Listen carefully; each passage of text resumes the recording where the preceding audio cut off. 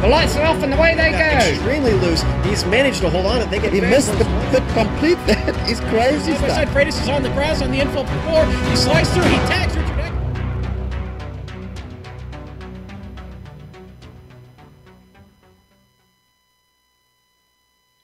They came for the thrill of the hunt. That's right, after a 6-month absence, the Predator format returns to the Pacific Majors. This time, the air has become crisp and the leaves have begun to change, which means the series returns to Road Atlanta. We'll find out who can best manage the frantic chaos of this special brand of multi-class racing as we get ready to watch the Volt Vapes Petit Le Mans Round 12 of the Pacific Majors. And you'll see it all live on the Global Sim Racing channel. Hi, I'm Joe Peak, and with me in the booth tonight are Bill Soup Zahn and Sean Crackers Ambrose. Behind the scenes is our director Amjad Yaman, and he's using cameras provided by Dougie Beard. Sean, in terms of endurance racing, Road Atlanta's flagship event is relatively young, but it's built itself a reputation as a much sought-after win very quickly. Tell us about the circuit it's held on. Much sought after because it's a brutal course, Joe. Brazelton, Georgia. Welcome here this evening. Afternoon on track right now. This facility has been around since 1969 when they broke ground over here. Asphalt surface, 12 turns, 2.54 miles. Today we go for 2.5 hours, Joe, around this track. Can't wait to get started, but before we do, let's take a ride around in the GSRC BMW.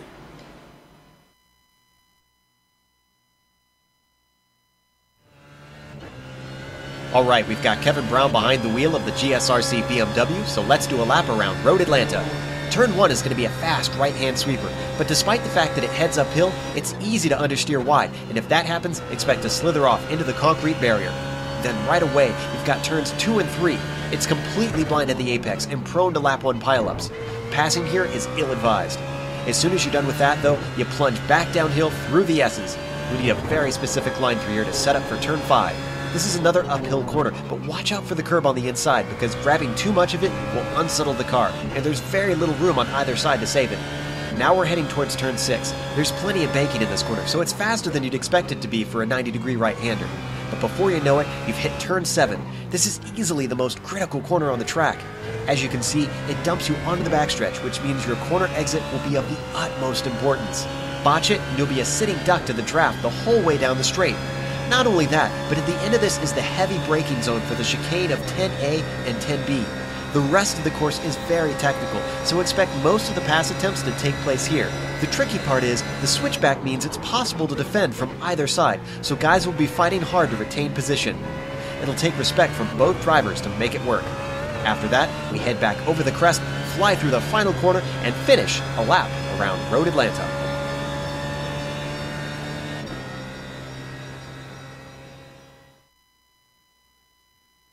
Obviously, the BMW, a GT3 car, it'll be equivalent to the GT3s we have out there today, although they will not include the Bimmer.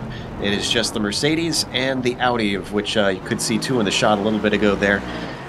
But let's go to the Drivers' Championship, which has been pretty hotly contested, although one man has been leading for most of the way. Sean, what are we looking at? Well, that's Jason Pop Fleischle there, sitting on top with 1,791 points there for Alliance Racing. Brian Bard's got a lot of work to do there for Mountain West Motorsports, 97 points behind. Rob Gall up to third, 119 points, got a good shot to maybe taking down Brian Barnes. That is a Texas driver there in Rob Gall. Jimbo Pfeiffer going down a spot there for Dog Bear Blue. 155 points back, and Bob Beltrami with a good run. He's up to 5th, 207 points back.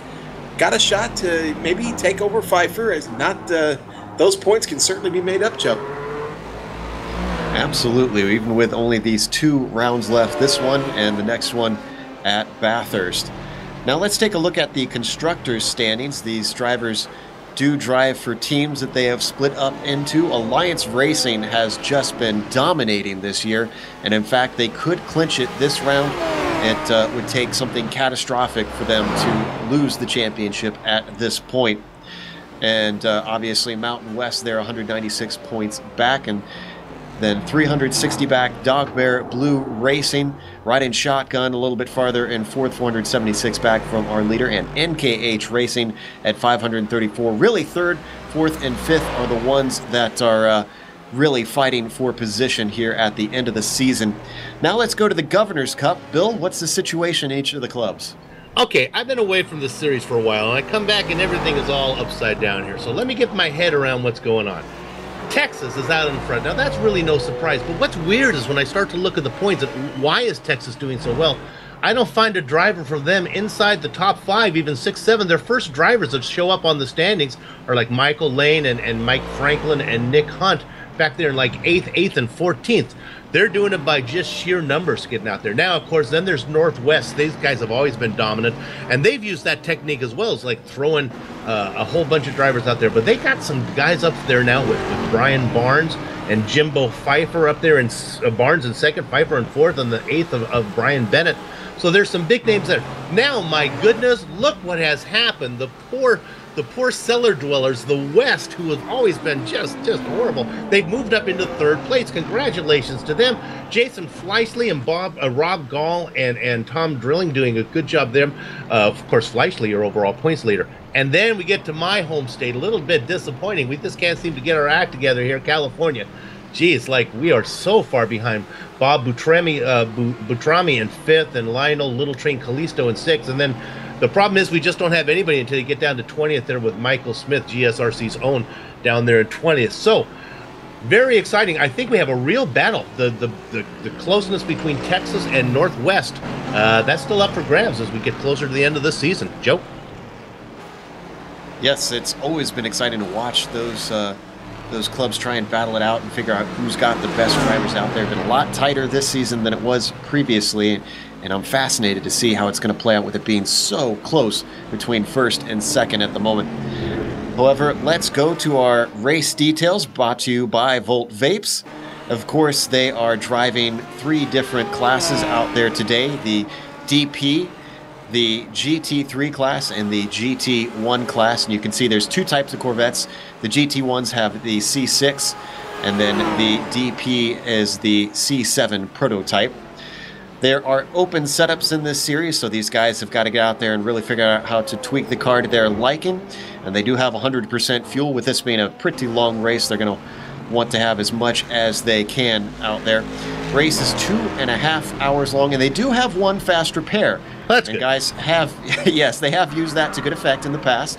However, with this race really being so much dependent on being flawless to get to the end first, it's going to be essential that you don't have to use that fast repair. Weather out there, 74 degrees, wind just a very slight 2-mile-an-hour wind from the south, and then it's mostly cloudy, so it should be pretty grippy out there. Should be a good day for racing, and a little bit of a fresh track after they had an error, Sean, in setting up the session. Yeah, there was a problem, and they had to set up another session, so unfortunately the rubber that had been laid down, well, it depends on your strategy. Unfortunately or fortunately, the rubber that had been laid down in the practice session is now gone, and so we're starting with a 37% track state. It's only going to be about a 15-minute practice that they get in here with cars on the track. So yeah, the track conditions have changed, and that's going to give us a shot. And you know, I'm sorry to Rob Gall. He's very obviously Team West, and I had thrown him into the Texas group. Certainly wish from this Texan standpoint that we had him on the team, because we want to win that constructors battle, and that's going to be a good one to watch. But Joe, the Predator format today, I love this format. This is the first one I've gotten to be on myself, and I can't wait to see how that shakes things up just a bit once these guys start to roll off in their prospective times when they're allowed to release from the pit. I'm sure you want to talk about that real quick. Oh, absolutely. And like I said, with half a year since our last one, it's been really a long time coming. It's a bit divisive. Some drivers love it, some drivers hate it. But Bill, I mean, we've hyped it up so much. Why don't you tell our audience a little bit what is the Predator format? Because it is something unique to this series as far as I know. Yeah, I don't have the numbers in front of me, so you guys can give me the more details on that. But I think it's about 5 and 7 minutes when we're going to release these cars, more or less. Here's what's going to happen. We're going to send out the GT3s first. There is, while this may look like multi-class racing, it really isn't. Basically, it's kind of a tortoise and the hare type thing. All the cars are going to be in the same class. We're going to release the GT3s first because they're the slowest. They get out there, they get like a 5-minute head start. And if these numbers can come up here in a minute, I'll let you. It's like 5. Somebody know what it is off the half of their hand there? I believe GT1 gets released at 5 minutes and 15 seconds in. There you go. I was close. 5 minutes and 15 seconds. Then that's going to be when the GT1s goes out. So a 5-minute, 15-second head start for the GT3s. That's great. Then the GT1s come out, and they're going to spend the whole race trying to catch up to those guys. And then about 2 minutes later, they let out the prototypes, and they're going to be making their way through the field. And if everything comes out the same, if all the algorithms line up, if the moons align, if everything comes out perfect, all the cars get there together. Of course, there's always an alien in 1 or 2 of the classes that make it throws the chemistry off there a little bit. But a few things that you can watch out for is back markers. Now, they're really when the prototypes come through, remember, they can't afford to take their time like they usually could if they were just racing against other prototypes, because every second they take waiting to get around a GT3 or a GT1 car is costing them time as they try to catch up. And in the same respect, even though they're supposed to behave, the GT1s and the GT3s aren't supposed to be doing any blocking. Human nature says, a little harder that I make it on the prototypes. Well, that's a few seconds before they come around and catch up to me. So it's really exciting. And we honestly won't know who's winning this race until we get down to the end and Sean gets out his calculator and figures out who's going to get there first. Yeah, absolutely. And for those who have a hard time doing math in their head, if you watch our ticker up in the left-hand corner, when it gets to 2 hours, 24 minutes, and 45 seconds left, you'll see the GT1's cars released. And then when it gets to 2 hours, 22 minutes, and 30 seconds left on our little clock in the corner, that's when you'll see the prototypes released. And, Bill touched on something about the prototypes being in a hurry there, Sean. One of the things a lot of the drivers were talking about, and we saw this when they had a night race at Daytona before, those cars do not like cold tires. Can I speak from personal experience? They hate cold tires, and I got to be honest now. We talk about, well, when will the tires come in? We think about halfway through the course, maybe in turn 6 or 7. But I'll be honest, after a little bit of practice here, the whole first lap is rather sketchy. You're talking about a difference of upwards of 2, maybe even 3 seconds, depending on just how safe you want to play it. But you've really got to be gentle with the DP, with that Corvette on the cold tires. You got to let them come in. Track temperature is not very high today. It's 77 degrees. It is partly cloudy, and whereas there's going to be a lot of grip, the start here when the DPs get released from the pit, that's going to be interesting to watch them navigate through what's going to be some traffic, probably coming through the track when they get released, Joe. Well, speaking of the grid, let's go to that now because practice is over. Kyle Burney is on the pole, but that is in the prototypes. Remember, these prototypes are not starting on the grid. And actually, oh, there we go. Confused me, sir, for a second there. Jimbo Pfeiffer is going to be starting in a second with Ryan Bird in third. Bird's been doing pretty good recently in this series. Taft Baldwin as well has had a great run on the oval side. Let's see how he can do in road. He's starting in fourth. William Fletcher will be in fifth with Chris Pence starting in sixth. Paul Geringer is going to be starting the seventh position. And actually, we have a standing start. Oh. We got caught off guard here.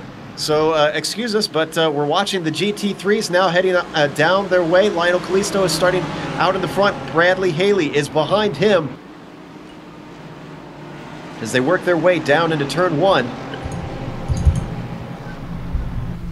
And I hear that Marcus Armstrong has jumped the start, so he's trying to get that black flag waved away. I think we're probably not the only ones that were surprised by the standing start, Joe.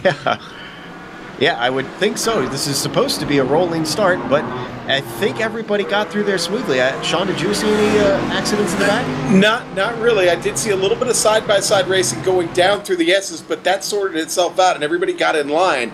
And now as they look through the GT3 field, they are nose to tail all the way through to the back. Now, what's interesting about this second place car, Bradley Haley, this is his first race in the series. He's just joined this round, and he is not in the championship hunt, obviously. So this is a guy who's obviously at the sharp end, and he's got nothing to lose, just going for the race win. And obviously he's already looking for P1 over Lionel Callisto. And we have a pass, I believe. If I'm looking at this right, do we have a pass for the lead there? Is that Harley? Yeah. Haley already taking it away from Callisto, but Callisto's known for his patience. Let's see what he can do. He can't be too patient out there, though, Sean. I mean, he's gotta push hard to try and make everything he can to get to the end first. Yeah, definitely. This is the point of the race where you do have to push hard. Again, with this Predator format, you're going to have a lot of traffic getting on track here soon. Get out as front. Armstrong is already in the pits. Apparently, he had trouble. Oh, for the penalty. Armstrong's in for the penalty. Yes. Yeah, that's what he was complaining about, where he said I jumped the start. And one of Mike Willette's policies is, iRacing is kind of the overseer of this. If you start getting into correcting every one of iRacing's little mistakes, you'll spend your whole time correcting everything. I don't think that's really an iRacing mistake necessarily. That's true too. Well, but if you're not expecting a standing start, and now if I'm an attorney for these GT3s, I'm complaining because first of all, the delay time for these other cars were based on the GT3s having a rolling start across that start-finish line. So they've already lost a couple seconds because the clock would have started. They would have been full song. Well, they had to start from a standing stop, so they've already lost some time. Not buying that one? I don't know about that, but Lionel Callisto is having to pay attention to Bradley Haley, who is still behind. And in fact, our top four is starting to gap the rest of the field. That's Brian Bennett in third and Richie Hearn behind them. So these guys are starting to get themselves some space. And I feel like the tame start that we're seeing here, Sean, is partly due to the Predator format itself. These guys really don't want to lose too much time in the early days trying to battle each other. No, I don't want to lose too much time. I guess maybe you want to start thinking and watching that clock as to when they're going to come out, and maybe cross your fingers and hope you're on a pretty good spot in the track that you won't have to deal with it. Certainly, you don't want to get off the pedal at this point. A little too early to be doing that, but the key to endurance racing is taking care of the car early, Joe. We both know that. Kind of reminds me of the joke where two guys are camping and a bear shows up and he says, "You can't. Whoop! We have a crash." Yeah, Chris Beck is off in turn 5. Look at the replay. And this is a notorious spot, Bill, for any car and any driver, I want to say, at this track. And I think the new one to fall victim is Beck of the Northwest Club. Yeah, and it looks like Beck just really probably got back on the throttle just a tad too early. Oh, and another car, second place. Second place for a Little Train Callisto has spun from second place. That was down to the chicane. We're going to look at the replay of that. Was this a self-made error? I don't see anybody around him. Just a little bit too eager in the Audi.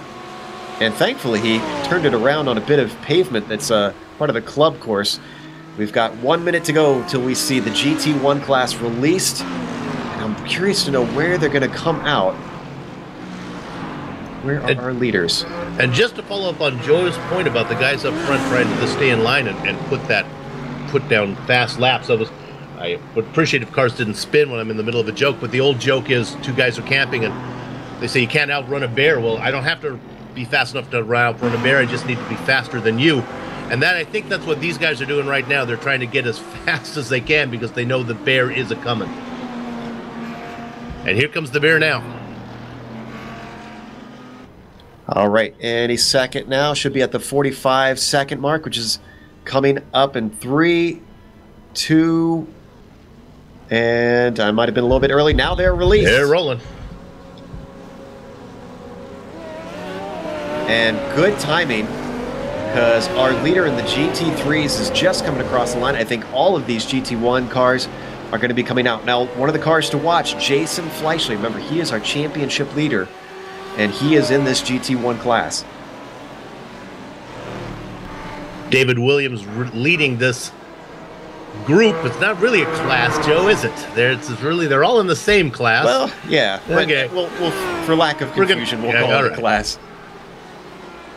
Now, what's interesting is David Williams has had some experience around this track recently in the GT1. With the GT3, but not necessarily the DP in the mix. Yeah, we just saw him in the Autobahn series. And he fared decently well. had a couple run-ins with other cars, I believe, along the way, so he didn't quite finish where he wanted. Right now, he is at the front of the GT1 cars, just ahead of Jason Fleischle here on this first release lap. Now, Joe, we've got something interesting here as we've got 1 minute till the prototypes come on the track.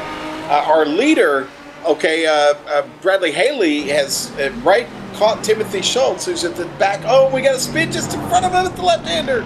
That's Beltrami. Yeah, and Aaron Stowe also off in the C6. If we have time before the other release, it looks like Beltrami kicked it off with a spin, and then the chaos of the other cars kind of erupted around him. Actually, I think it was Brian Burns was also involved. Yeah, Burns was slowed up in the mix there. Oh, Barnes, sorry, and Ethan Moore. There we can see there, well down the order. 28th for Ethan Moore of the Texas Club. Now, looks like we've got just a few more seconds, and then the prototypes are going to come out. Now, I think there's too many cars on track here, Sean, for them to get some open space. This is just going to be every man for himself. It really is, and already we're seeing lots of multi-class and there they traffic go. here. They have been released. Bernie is the first car out. Pfeiffer follows him. Bird in third. And they might have gotten very lucky because they just got some space. Oh, and Bernie already suffering from the cold tire. Spins it in turn 3, an already difficult corner. Boy, that's a tough one, and exactly the cold tires hit right there at the top of the hill, Joe. Wow. And he is going to be kicking himself for that one. Every driver needs to be at their optimum the whole way through, making the best of every corner, every pass on the other classes to try and take this win. This is going to hand over the lead to Pfeiffer in that prototype class. You can see Pfeiffer 33rd overall.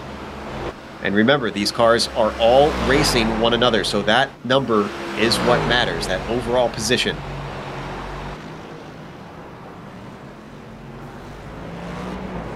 And Sean, this is... Oh, go ahead, Sean. I was just going to say, our race leader, Bradley Haley, getting by one of the GT3s.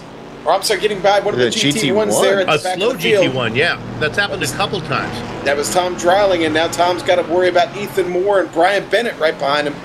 Now, this is what's interesting, Sean, is they actually implemented a rule to try and help with this. A rule like F1 has with the 107%, but it doesn't seem to have helped because Dreiling is still looking a little slow, and this is going to be extremely frustrating.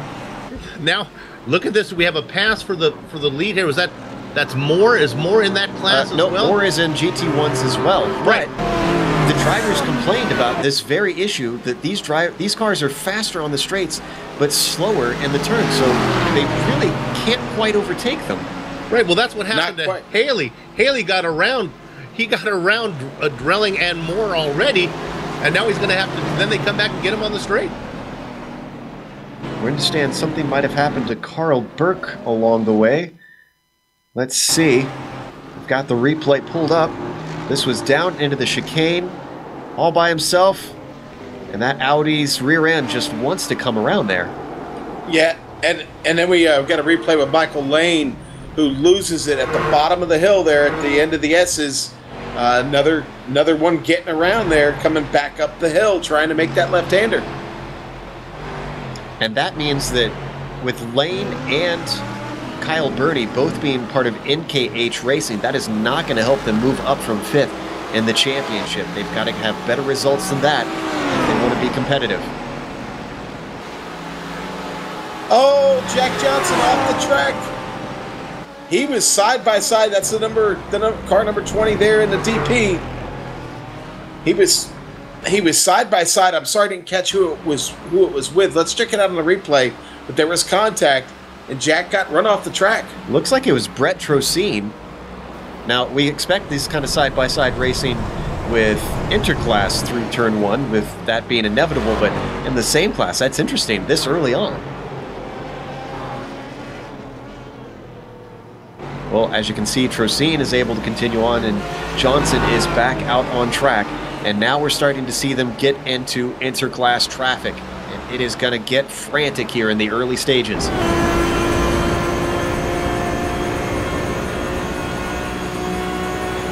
Meanwhile, overall leader Bradley Haley, rookie driver, very first race, is looking very smooth, but he's got Brian Bennett behind him, only half a second back, and they are already coming up on lap traffic in the form of Beltrami, and Dreiling is still up there. Meanwhile, Bill spotted something with Pfeiffer. Oh, well, he is just going through traffic. He's had a hard time as he's stuck here behind the GT. I think that's the GT1 of Ray Partridge. Oh, sorry, I was a little bit behind because I was looking at some stuff. Now he's out in clean air. Sorry about that, boys. He's coming up on the back of Ryan Bird. But the prototypes are having a heck of a time.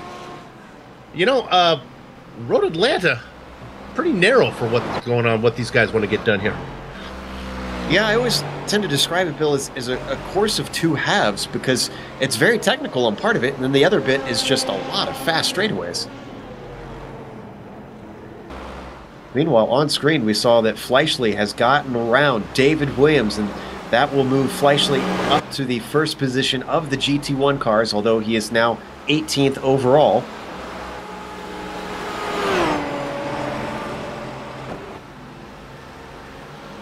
Meanwhile, Kyle Murphy, is he having some problems? Yes, he is. This is in turn 3 once again. He was side by side with the GT1 car. That was Aaron Stowe. And just a little bit too much curb. You're going to see it here. That car, that Mercedes, did not like that.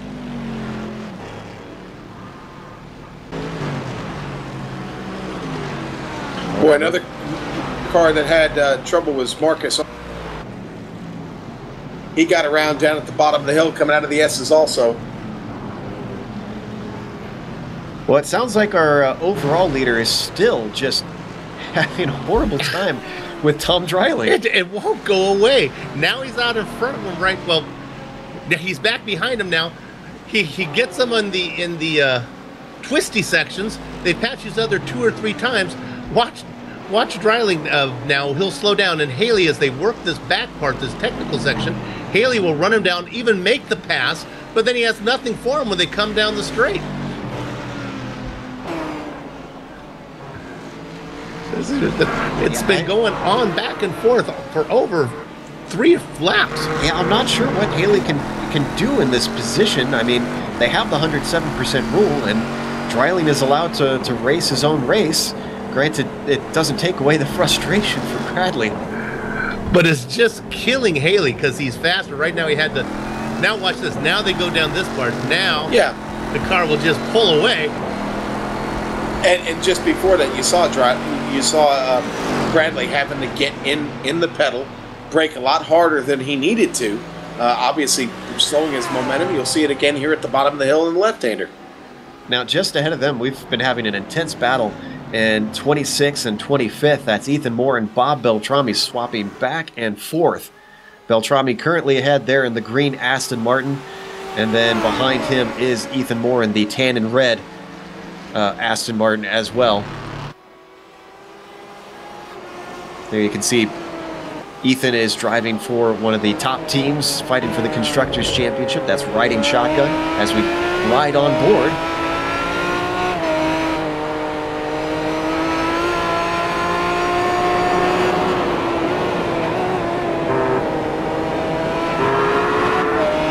Way that this class system works, unfortunately, we do not have, unless we count manually, the position within the class that these guys are. Let me see if I can figure that out real quick. With Williams actually having moved ahead of Fleischle lately. These guys are fighting for 8th and 9th in their class. Meanwhile, there you see David Williams, who is leading the GT1 cars. 3 laps down from the leader, so he's got 2.5 hours to make up that time. And he will do it. And Fleischle is not letting him go by any means.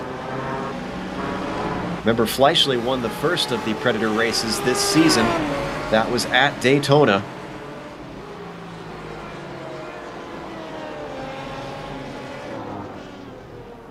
And in fact, I believe did Fleischle won at the Daytona 500 as well, if I'm remembering correctly?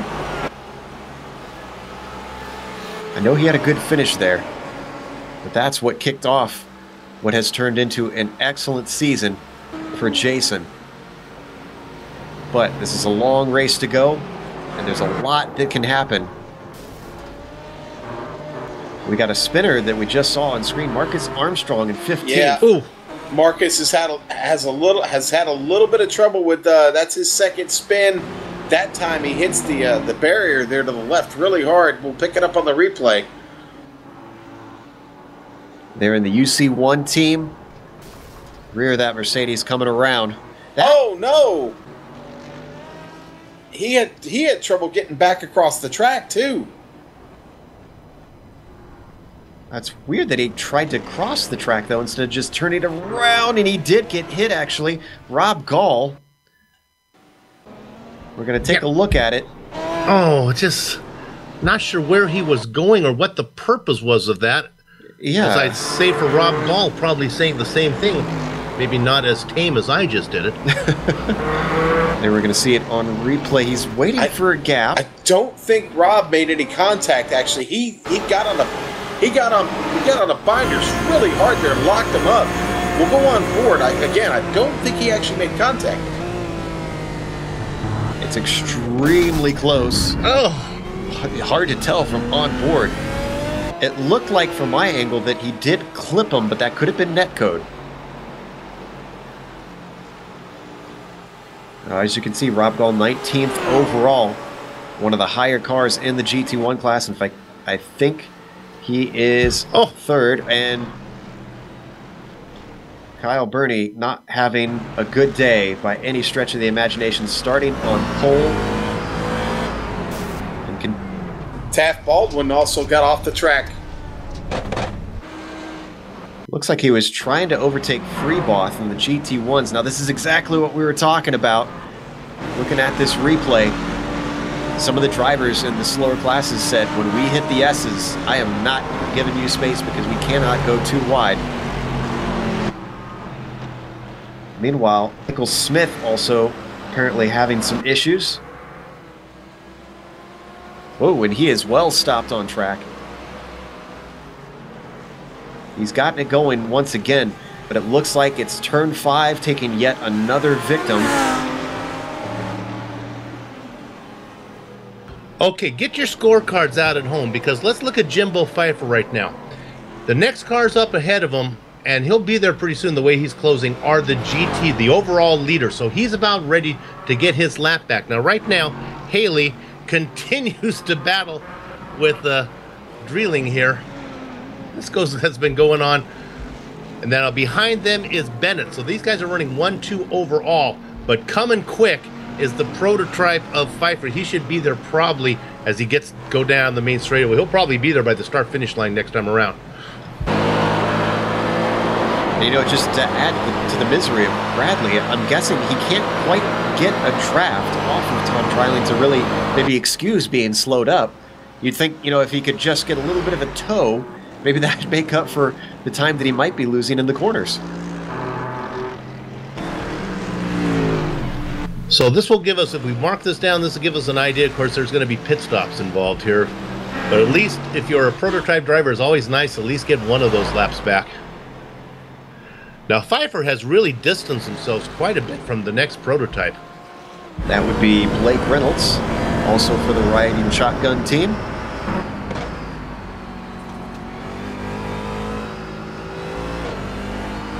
All right, now Pfeiffer has caught up to the back of Bennett, second place overall. He's going to get a good opportunity here coming out of the corner. Easy peasy, doesn't have to work his way through the S's.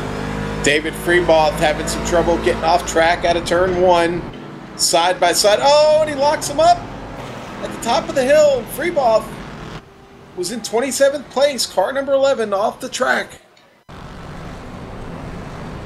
Let's check the replay here, guys. As you can see, he was already off, coming on the outside of 1, and that was Michael Lane that kind of didn't shove him off, but definitely took away the inside. And then on the return, did he make contact? Nope. Looks like from my replay, he just, as you said, Sean, locked him up and steered it off into the wall. And Chris Pence just gets by in the DP, the Martini machine. Chris Pence in the number 014, and that DP just makes it by there. If he had come back to the right, that would have been 2 cars out of him. Well, unfortunately, it looks like Lane has exited out, so his race appears to be over. Now, Joe, they do get one fast repair. That's correct, right? I believe so. Yes, that's correct. They have one fast repair. Meanwhile, Pfeiffer was able to get around the hornet's nest of trouble in front of him, so he's got 1 lap back now on Bradley Haley. Puts him 4 laps down. There you can see Pfeiffer working his way up past more GT3 traffic. He's going to wait here till the back stretch instead of trying to overtake him through 6 and 7. The superior power of the DP, able to breeze on by.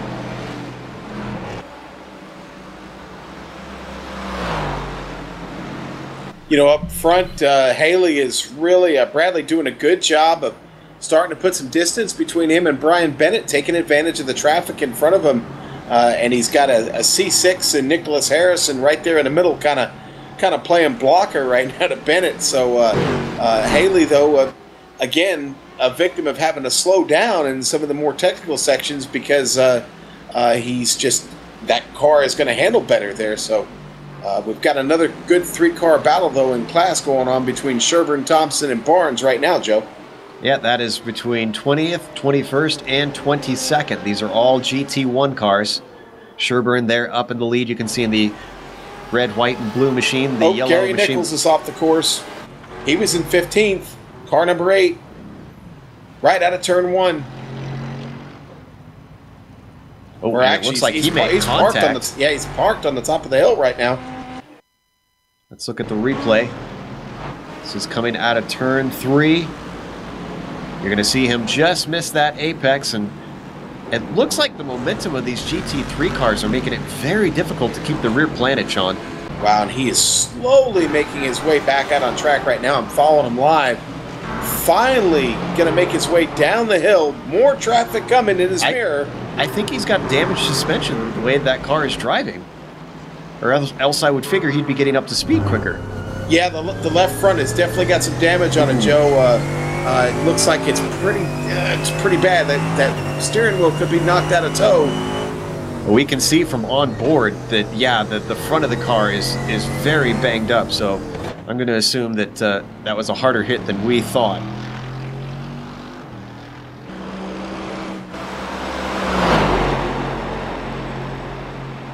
Down in the DP class, we got a battle for position. Fletcher and Baldwin. Taft able to sneak by on the inside down into the chicane. He makes easy work of Fletcher. Yeah, he does. And boy, Taft gets a really nice run to the last turn up the straightaway and really opens it up on Fletcher. Most drivers are starting to get a little bit of track to themselves. This race not being so much about fighting for position directly all race long, but just making your way to the finish line as quickly as you can, which sounds like the most obvious thing in racing, but it's a little bit different from most. Meanwhile, we're looking at Chris Pence, who's in a nice little battle with Michael Lane.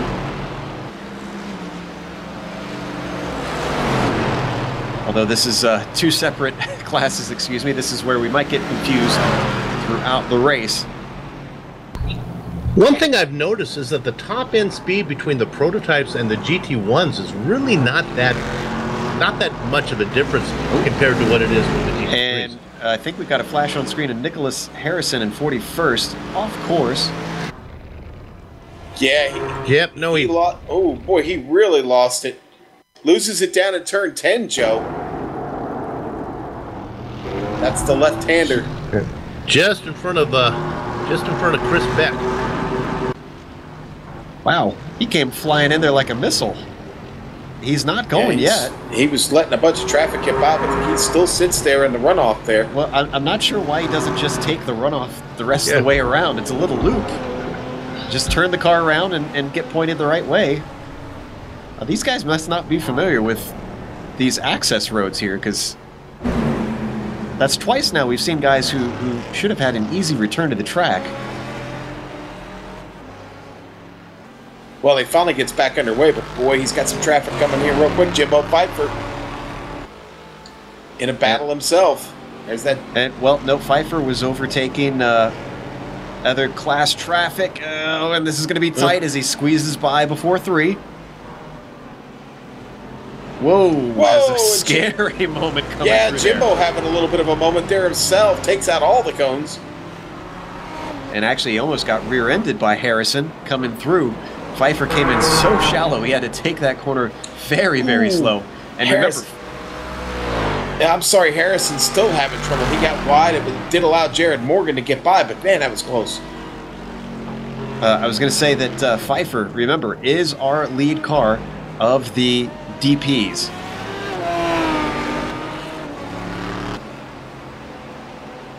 Let's go to 20th place because Michael Thompson is rocked up to the back of Sherburne. These guys were battling a little bit earlier. Thomas is in the yellow machine with the blue top. Sherburne in the blue and white car just ahead as we ride on board with the West driver now.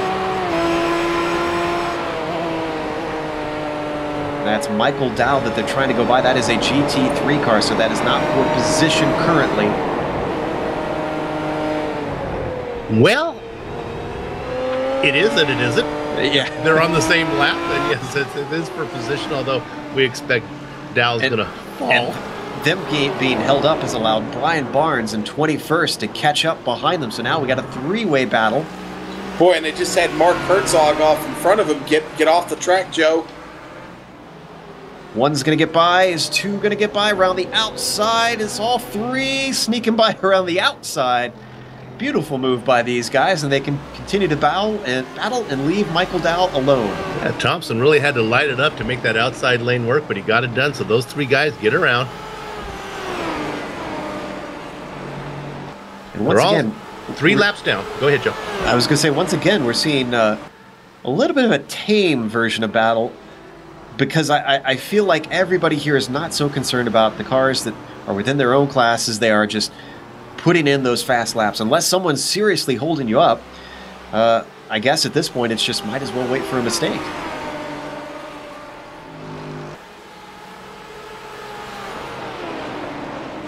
Let's go back up to Bradley Haley real quick. I know I'd hate to pull you away from this, but I think he's finally got, as I say this, he's closing. I think he finally has a chance to get rid of the guy who's been, is it Drilling who's been?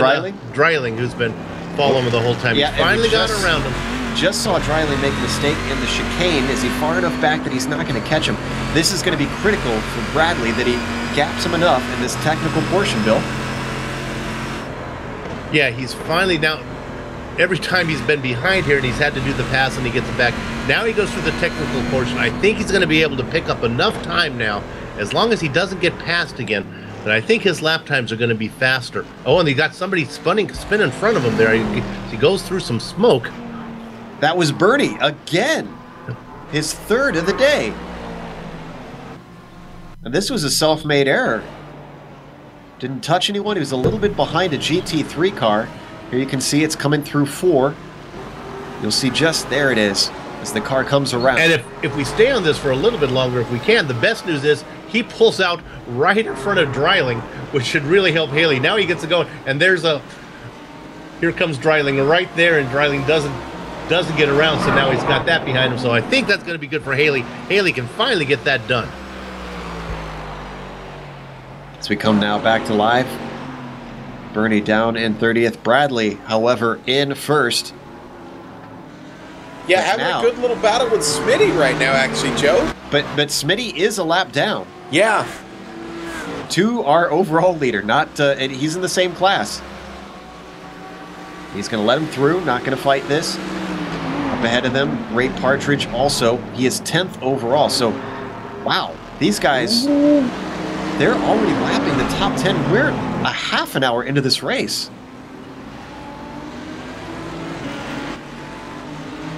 That is surprising. Hey, Bradley's had good pace and worked through the traffic pretty well, but he's got to be careful here. I've seen him get a couple tires off there just before he gets down to the S's. That's boy, that won't work out for you all night there, Joe. This is an impressive run for Bradley, with this being his first time running a Predator race. He definitely asked for advice and seemed like he was soaking it up. Right now, whoa, we got a bit of a spin back there. I'm not sure who that was.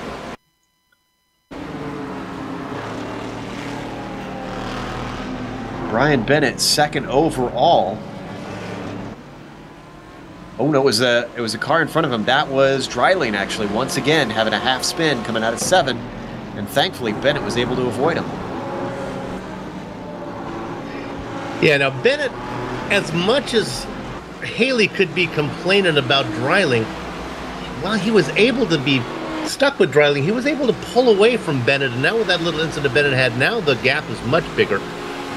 But coming up behind these guys is let's look at David Williams, because now David Williams, this is the leader in this, I guess GT1 class, if you want to call it that. He's now in this mix. He's going to be looking to come up here behind Bennett any minute. Well, he's past Bennett now, I believe. Oh, yes, he has. He's already gotten by him, but now he's stuck behind Dreiling, who is a lap down from him. That seems to be the slogan for this race, stuck behind Dreiling.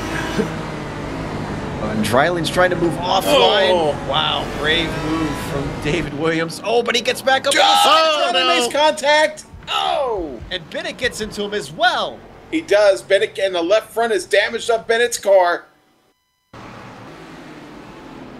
Well, we've already got someone setting up the chairs, Bill. What's Dreiling going to do at the next meeting? I don't know if backmarker rules apply here, but yeah, that's poor guy's not having a. We're going to watch onboard Bennett. Really got the worst of that, I feel like. Here you can start to see some of it erupting in front of him. Dreiling trying to get out of the way on the inside, strangely. And then just doesn't brake soon enough and gets into the side of Williams. And poor Bennett had nowhere to go. Dreiling had more trouble after that as he got back on the track, got off the track, into the grass, hit the inside, a tank slapper hits the inside retaining wall, and boy, had a lot of trouble getting the car back. I was going to say, finally went into the pit. He's heading in the general direction of the pits. Yeah. Wow. Using a compass to get there, I think. All right, now he's finally in. Now, does he have a spare car, though? Let's watch for a moment and see if he's going to have this car pop back to perfect condition. Yep. It has. All right, so Dreiling, much to the dismay of a few drivers, is going to be able to get back out there. Okay, but now... I do want to clarify really quick, Bill. Dreiling has every right to get out and try and race as much as the rules allow. So this is his race too. I think it's the nature of the beast here. So I'm going to cut him a lot of slack as far as where you're supposed to be on this. I'm not sure if actual racing rules apply much. But now, what has happened? Haley is out there. He's just crossed the start-finish line now, right behind him. And all that nonsense is out of the way. Here comes Williams now. He's got nothing between him and the overall leader. So this is a chance for Williams to get a lap back. And let's stay on this, but a quick update. You mentioned the gap that Bennett had lost, and because he had that bit of contact, it is now nearly 9 seconds between first and second place overall, just to keep you updated.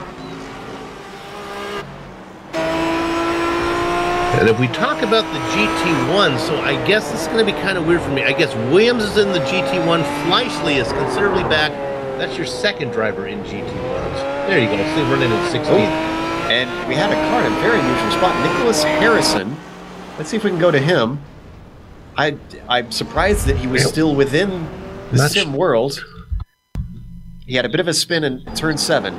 It kind of pulled in. I didn't know that road actually went anywhere. I was going into where the RVs are parked. I was going to say, I usually when you go too far on those roads, the world just drops away from you. I guess he got lucky he didn't go too far, but he was way far back behind that wall. David Williams coming across saying something.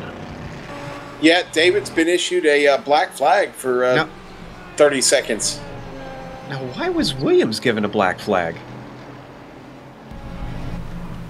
That can't be for the contact that was made with the back marker. He said he was off of what I heard him say was, I was off of him the best that I could. I usually try to give fair play to the organizers, but I do not see how Williams could have avoided that. He was way on the outside. Slow people in fast cars is Williams's comeback. I'm taking a look at it one more time just so I can take a watch and see if I can understand. I mean, he turned in a little bit, but that was a back marker and not a case of someone that from another class that he's trying to make time on. That was within his own class. Well, based on your past history with David Williams, I'm sure, Joe, he's going to appreciate you sticking up for him. I'm sure.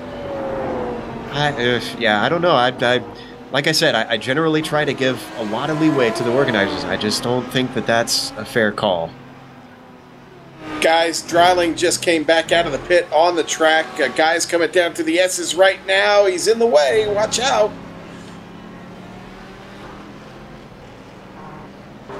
Oh, the poor guy.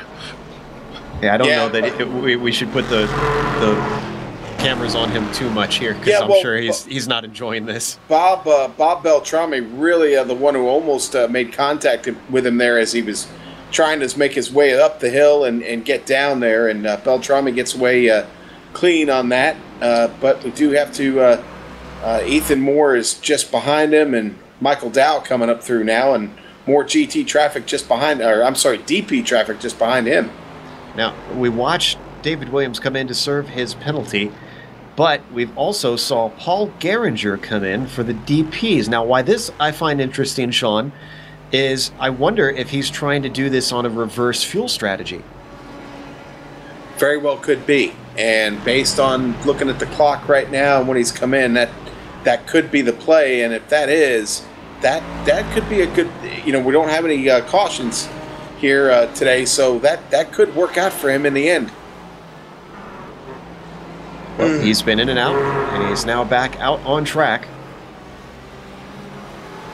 Oh man, Kyle Burney almost had contact with Mike Franklin coming down through the S's. And just behind them, we see a battle for position. That's Murphy on Franklin. And they're going to get separated because they've got Nicholas Hunt coming up around the outside. He's going to back out of it, though. Yeah, Nick's fighting a pretty damaged prototype there, and he's going to let those two battle. And now he's going to get a clearing down the back stretch. Behind him, he's also got Jared Morgan in a GT1. Both of these guys should streak by before the chicane.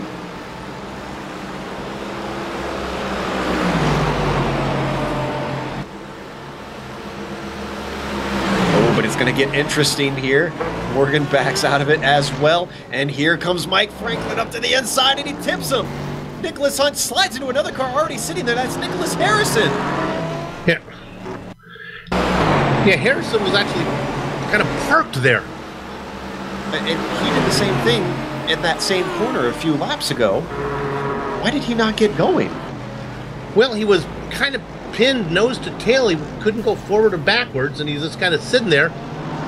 Poor guy doing a good job staying off the racing line, and then somebody slides into him. That's tough.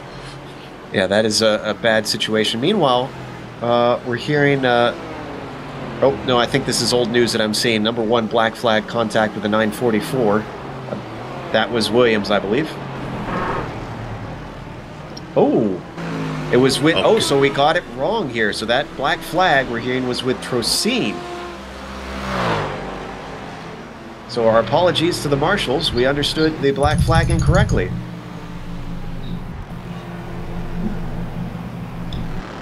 I'm wondering if I could... I'm going to work on it, see if I can find it for you here. So we'll dig it up. Us a much better idea of that black flag call. That makes a little bit more sense. I was I was a little incensed over if that was going to be over the contact with Dreiling.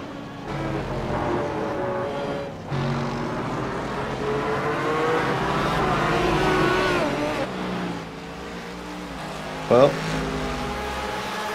just to give you an update, top cars in each class, Bradley Haley, he took the lead early on, has not looked back. Number 428 has been well out in front. That gap is now 11 seconds back to second place, Brian Bennett. Leading the GT1 cars, if I can dig this up here, looks like Jason Fleischle, after that incident that Williams went through, Fleischle has taken up the lead in the GT1 cars. And then Pfeiffer, since the mistake that we saw on lap 1 from Kyle Burney has inherited the lead, hasn't looked back since. Pfeiffer up at the front of the DPs.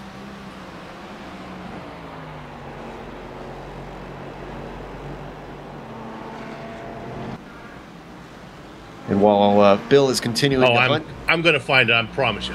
Boy, I'll tell you what, William Fletcher coming off the track now, coming to the pit. I don't know if we missed it or not, but that C7 has got a lot of damage on it. Fletcher making his way in now, sitting back there in 35th.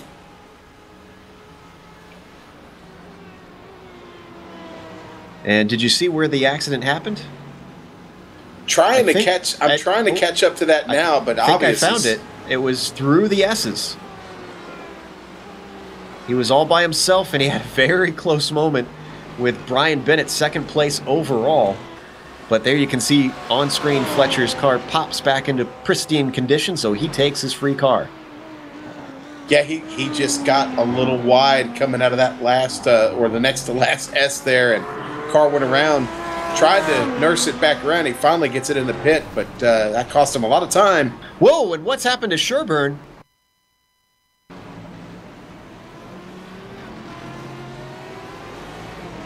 All right, so this looks like another case of multiple incidents happening. Sherburne loses it on his own, coming through turn 3. We didn't see that on replay. Almost has contact with Kyle Burney. Once again, he's trying to get the car turned around. And I'm trying to see, I didn't quite see on the replay. I'm checking on my screen to see if I can figure out who ran into him. He sat for quite a while. And he took a hard thunk from Taft Baldwin. And I can understand this happening, Bill. I know you're probably still searching, but he came up over turn 3, and we can see from on board, he couldn't see anything until he was over that crest. That's one of the things that Road Atlanta, because there are so many blind corners here. Joe, I've seen a lot of trouble down in turn 10 today. Chris Pence was another guy that just had trouble in his DP. He got off track there and had to kind of shoot through there. Just really didn't brake in time there. Missed his braking zone and dove it in way too deep. But a lot of cars having trouble in that chicane there in turn 10. Meanwhile, I thought we had a scheduled stop for Bob Beltrami, but it looks like that is not the case. He had contact about a minute ago with Chris Pence. I think that's what you were just talking about. Or at least I thought you mentioned Chris Pence. Well, let's actually get some battling on screen. Kyle Burney is on the back of Ryan Bird. Burney has made multiple mistakes today. He's really got to buckle down here and see if he can make good for this pass for position.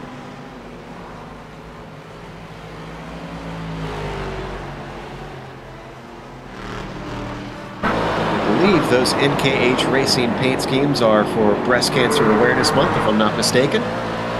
Usually they have different colors, but the pink adorned all over those team cars.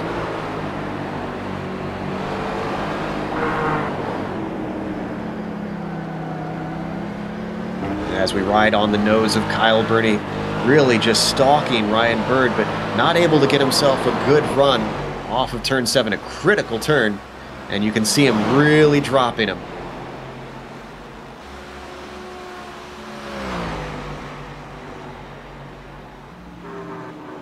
Well, Bill, I feel like you've been digging through the archives. You know, kind of like learning trigonometry. I've given up.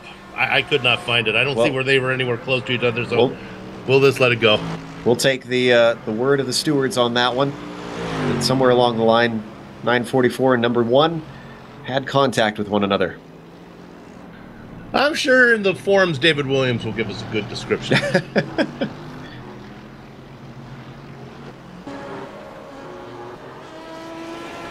Now, other Boy, than a lot of... Yeah, go ahead. I was just going to say, things have really spread out, Joe. You had alluded to that about 5-6 laps ago, and as I look through the field, it really, really has spread out. Let's talk about a section of the track where there aren't cars, I guess. Try and find one now. You can't. Yes, and you were talking about what I was just about to bring up, that other than the incidents that we're seeing on track, it's a relatively dead period. A few guys you can see have been peeling off into the pits to take scheduled stops. But with that said, and not many on-track battles, we're going to take a quick break.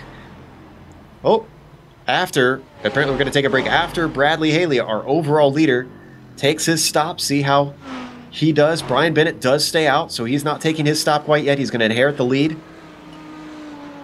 And let's look at, when you can, I don't want to pull away from that, but Fleischle's in a real hornet's nest right now. He's got slower cars all around him. Hunt in front of him. Now Hutchinson. You see Fleischle there trying to go on the inside of Hutchinson as they get up into the chicane. He's going to get that done. Then he's got, that's Hunt up there in front of him. Sorry, he gets around Hutchinson. Sorry, Hunt and Hutchinson together.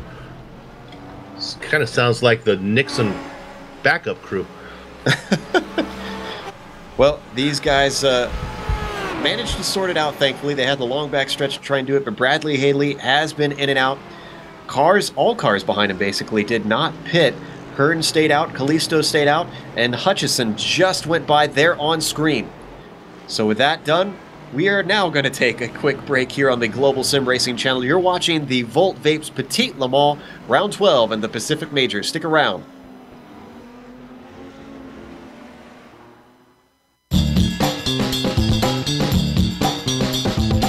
Hi, my name is Donovan Johns. I'm the owner-operator of Volt Vapes here in Boise, Idaho.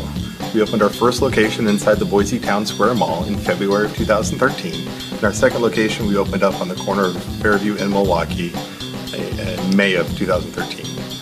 One of the things that we specialize here is in the entry-level and mid-level range hardware and equipment for beginning vapors to really get the concept of vaping down and to feel confident in their education levels so they're not going to be inundated or overwhelmed with some of the higher end mods. One of the things we also do here is we have the build your own kits, which you can pick any of our entry-level, mid-level batteries and tanks and assemble it into your own kit so you can take home exactly what it is you're looking for when you leave the store.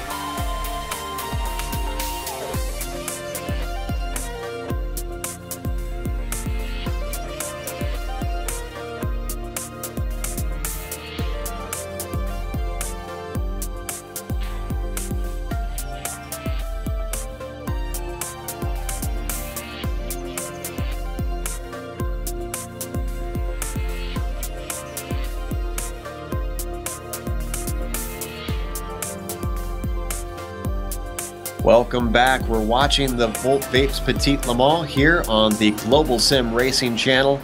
This is round 12 in the Pacific Majors. Your overall leader right now in this Predator-style format is Brian Bennett. He has inherited that after Bradley Haley has pitted. So he has affected his strategy, waiting on Brian Bennett to do that. Top car in the GT1 class. Sean, do you have a bead on who's up in front there?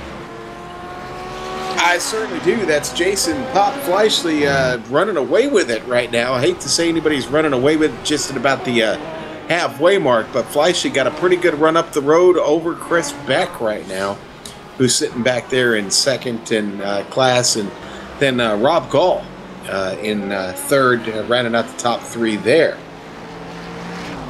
And Bill, who's our top guy over in the Daytona prototypes?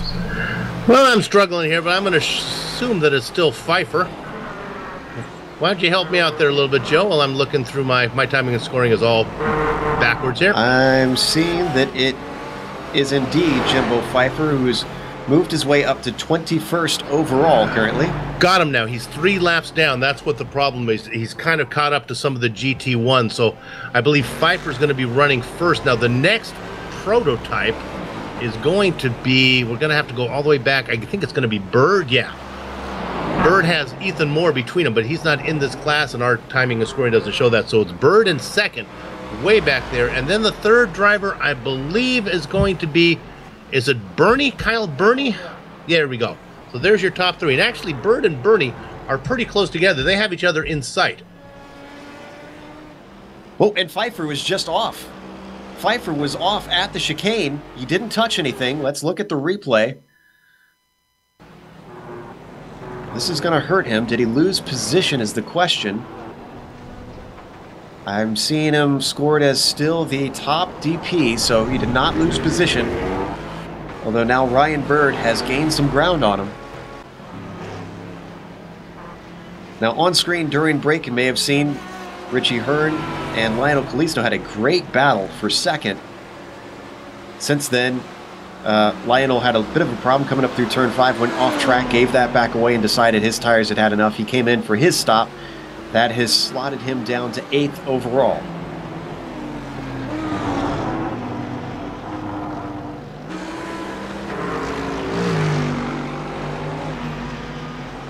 Now, what's interesting that we haven't really talked about is there's differences in the GT cars, because they have 2 makes in each class.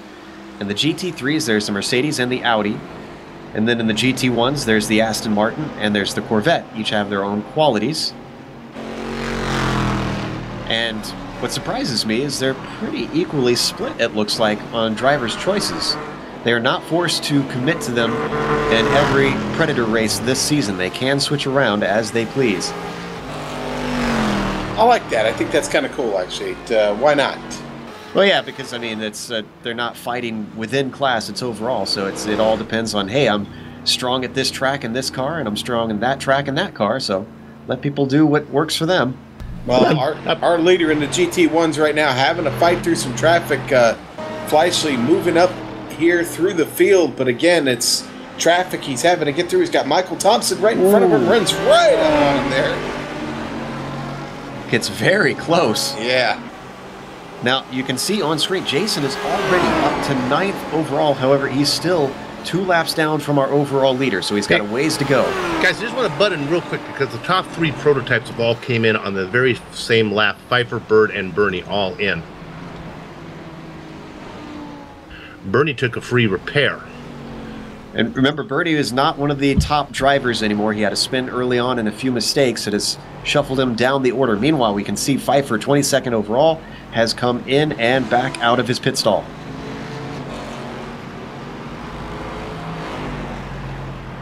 Bird is out as well. Now, with these guys taking pit stops, Sean, I remember there was some talk in the forum about etiquette of exiting the pits here, which can be a little unusual. Well, it can, because honestly, Joe, you're basically being thrown right out onto the track surface there. I mean, there's not a lot of room to get on. You've got to be easy. You've got cars flying around turn 1 at speed, trying to keep that line as tight as they can, and Yeah, you've got to be really watching your relative and literally over your left shoulder as you come out there, or you're going to get into somebody. Meanwhile, in GT3, we're starting to get another battle. This has had a lot of the closest battles we've seen this race. Wayne Hutchison being hunted by Kyle Murphy.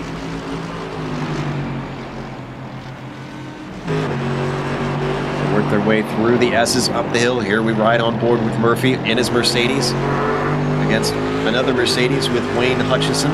Fleischley's in. Fleischley's making his pit stop here. So, top GT1 car comes in and affects his strategy.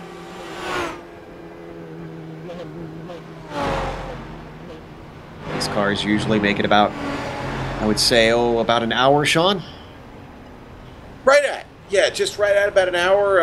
Obviously, we're right at that 1 hour mark into this now, and I think he could have pushed it probably one lap more, but no reason to. He got it in when he needed to, and getting that service now, and he'll be back out on the track here in a moment, trying to pick up where Rob Gall was at here. Now remember, David Williams, who we see on screen, has taken his stop. However, he had to use a little bit of time for a black flag that he had to serve.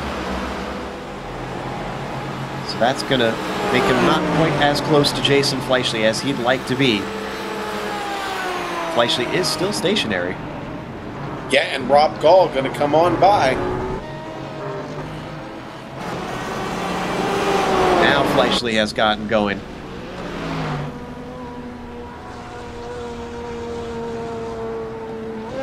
And where is David Williams in this? Looks like actually the gap isn't too big. No, it's not. It's just over 4.5 seconds, Joe. Wow, that's impressive.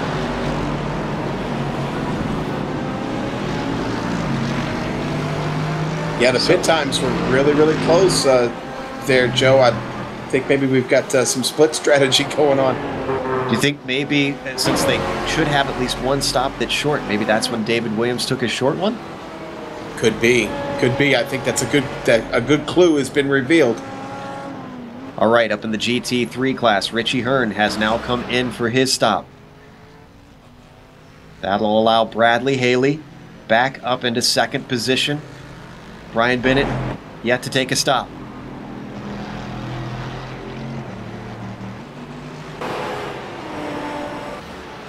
Behind them, back in fourth and fifth position, Kyle Murphy. We mentioned earlier that he was trying to pry away that P4 from Wayne Hutchison. And actually, whoa, that was for position that they just went around Richie Hearn, as Hearn has now taken his stop. So now we have a three-car battle. I think we got to follow up on Richie Hearn. Any fans of Indianapolis, that is the Richie Hearn who actually has put in time, an actual driver who has raced in the Indy 500. Rookie of the Year one year in the Indy 500, actually. And I'm going to sit here and tell you, boys, I had no clue that was the Richie Hearn. That is, that's impressive. You said the name, and I'm like, Richie, I know this name. Yeah, well, that's several appearances in the 500. He's made several appearances here in the Pacific Majors. He's a very familiar face. Driving for the West Club, I believe, if I remember correctly, he resides in Las Vegas. Isn't that where most Indy car drivers reside? Formula One drivers reside in Monaco, and Indy drivers reside in Vegas, I think. Yeah, there you go. Yeah. I get what you're saying now. All right, our battle for fourth takes a bit of a breather. Let's see if someone can do it in the pits. They're going to stop right next to each other.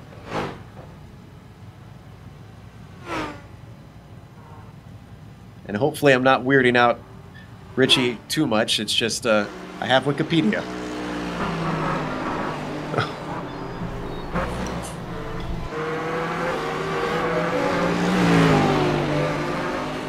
All right, our two fourth-place drivers slipping down the order. Our leader still has yet to pit overall.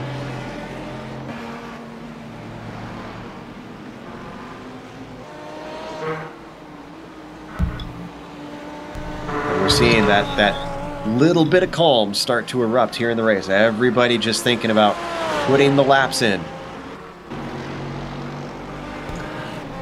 Well, with all the pit strategy and everything gone up now, Pfeiffer is now 3 laps down, your leader in the prototypes.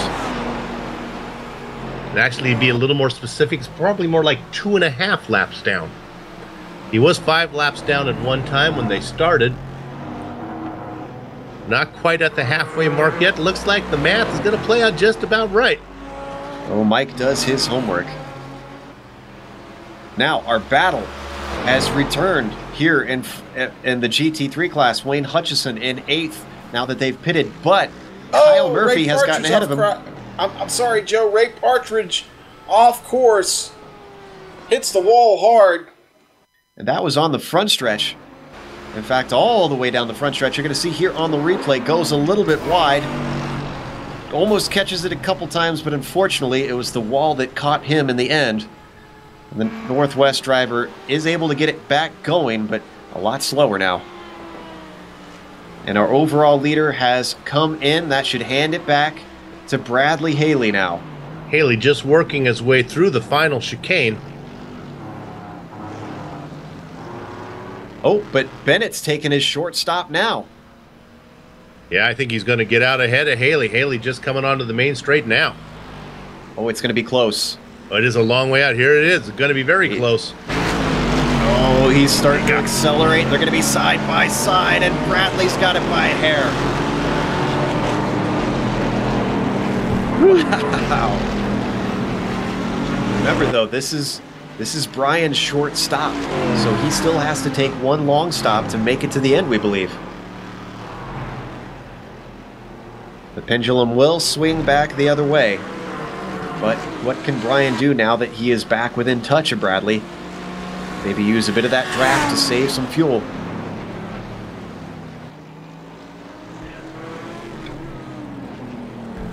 Oh, God. And someone not happy with that pit strategy? Yeah, it's not upset. A lot of people are not happy with the pit strategy here, thinking that it could be you really don't know on a 2-stop race like this what they're actually doing. Even though they could, they stop early, they could still short fill even then. Ooh, guys, real quick, David Williams on track P2 in the GT1s. Almost had a little scrum there with Mike Franklin at number 82 as he was trying to get by that GT3 car. And that looked like a typical case of multi-class where, oh, well, get out of the way of the faster car. And, well, if I get out of the way, you get in the way. Well, Williams does not need to be slowed down right now because I'll tell you what, Fleischle loves the pit stop at this point. He's turning some pretty hot laps here. Just about less than a second off pace, his fastest lap of the race. So Fleischle on the hammer here early after that pit stop. And on screen, as we watched Williams go through the chicane, there was quite a lot of cars, a mix of them, all around him. Ryan Bird being one of them, slipping to the inside in the prototype, weaving his way through traffic. Bernie is giving chase behind him, but Bernie gets balked by Mike Franklin. It's right up onto the rear spoiler of that Mercedes, and I think he's going to think better of trying to sneak by through the S's. Oh, but did Franklin go wide there? I think Franklin might have tried to give him room.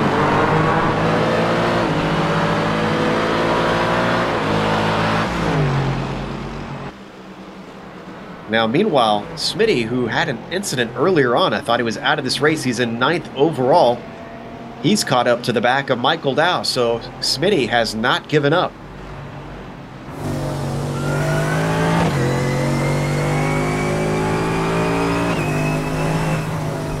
Smitty hasn't been having the best of seasons in pack majors this year.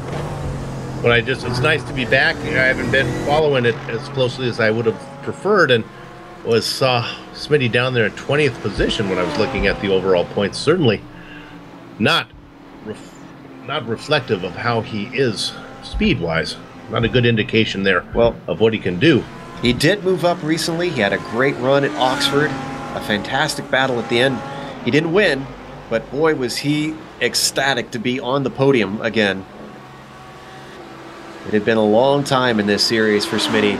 to be that far up front, at least when the checkered flag falls out. He's usually competitive, just chips have not fallen his way.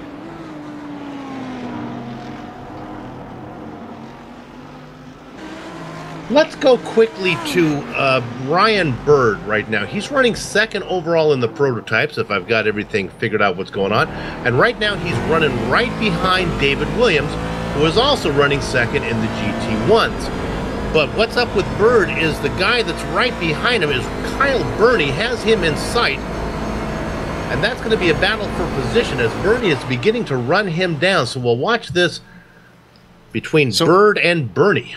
So Burney is third in the prototypes right now. That actually surprises me. He must have made up a lot of ground, or unless maybe he's on an alternate pit strategy. Yeah, again, it's that you don't know. He could have short-filled his first stop. He may have a long one coming, but he's in the hunt.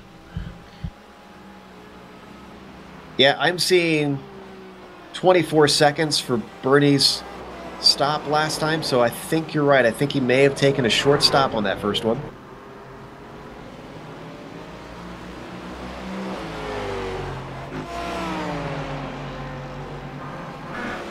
Look right now. Now he's working. These are Burney running third in prototypes around Williams running. Richie car going off as we watch.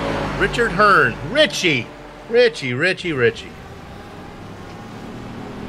There we see the aftermath, but let's look at the replay. It's turn 5 yet again. Here he's driving in an Audi today. Oh, excuse me, he's in a Merc actually. You know, I think we're off the hook there. The delay factor, there's a, what do they call that when you're not on the hook for a crime anymore? There's a, where the time runs out. We did not give him the commentator's curse on that one. No, yeah. The statute of limitations. Statute of limitations. Thank you, Joe. Boy, you are all about law and lawyers today. I am. But Hearn is able to continue on. Now, is he going to... No, he stays out. So, car not damaged enough for him to come in and take an early stop, ruin his strategy. He's going to try and gut it out, I'm assuming, till an hour to go. And I'm guessing that he's got his spare car still.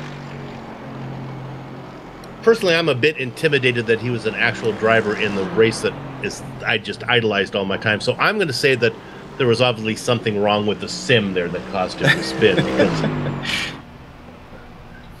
Oh, and did something happen to Kyle Burney? He is off in the same corner.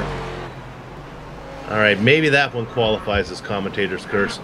That corner, I think, needs a name at some point. I don't know if it has one, but it is just so diabolical. And it needs something other than turn 5. Yeah. Hell corner's already taken, so we can't call it that. And I've crashed there as many times as any corner in sim racing, and probably equal amount of times on the right side as on the left side. Let me give you guys an update on GT1 right now. It's really a battle between Jason Fleischle and David Williams right now because Fleischle battling his way up through the field, having fun getting past Nick Harrison in the GT3, but or I'm sorry, in the GT1, but Nick laps down. But what I was trying to say was David Williams and Fleischle, in more trouble just behind or in front of Fleischle there.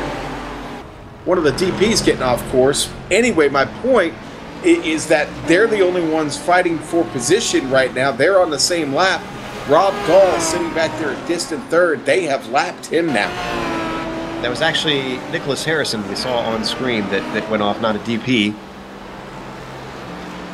Now, one thing that I've taken notice to, I noticed it earlier on, that it was going down quickly. We only have 4 cars left on the lead lap. These guys are extremely spread out. Yeah, and of those 4 cars, Richard Hearn was one of them. He had that spin. He didn't lose a position. He stayed ahead of Lionel Little Train Callisto, who's running 4th overall. Last car on the lead lap.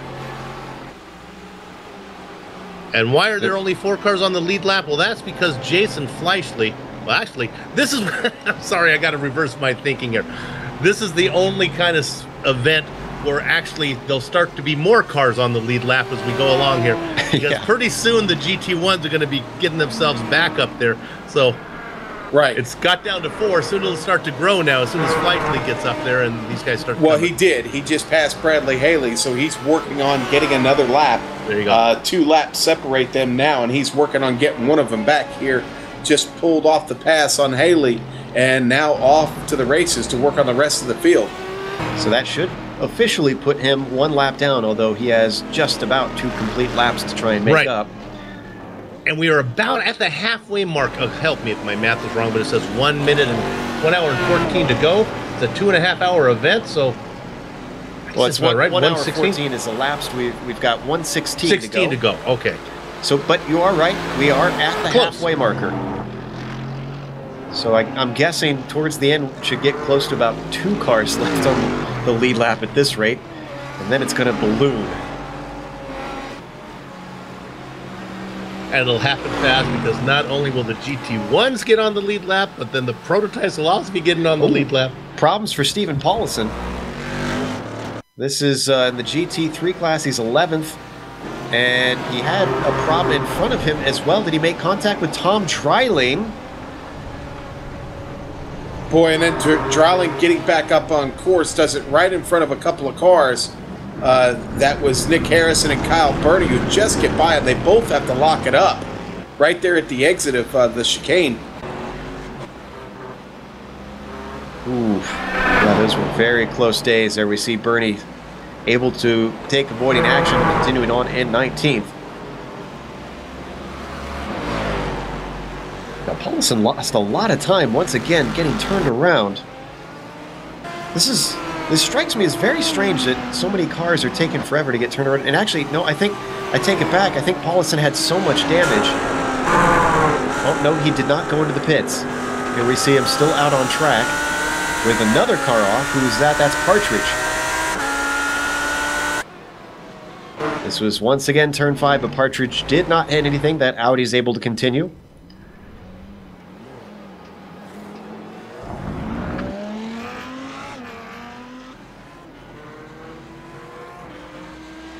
All right.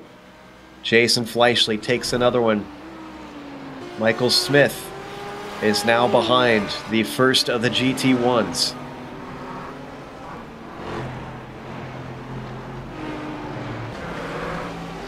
And Bill, it looks like you've been eyeing a little bit what's been going on over in that GT1 class. Yeah, I just wanted to give you a little bookmark there. It's 2.5 seconds about the halfway mark between Fleischle and Williams. I want to see if Williams has the pace to run down Fleischle. Well, I've been watching the laps, and in fact, Williams has got really good pace. Now, Fleischle did just recently have to fight through a little bit of traffic, but Williams certainly putting in competitive laps that could get him there. Only 2.5 seconds out. And we're really just kind of guessing, figuring the best we can, because we're really not sure what kind of pit stops these guys still have in store. We know some have long ones, some have short ones. Yeah, I think figuring out where everybody is going to end up at this one is going to take someone who has maybe a major in trigonometry or math way beyond my comprehension, because there's so many variables between the pit stops, between the traffic, that is going to mess with who ends up where.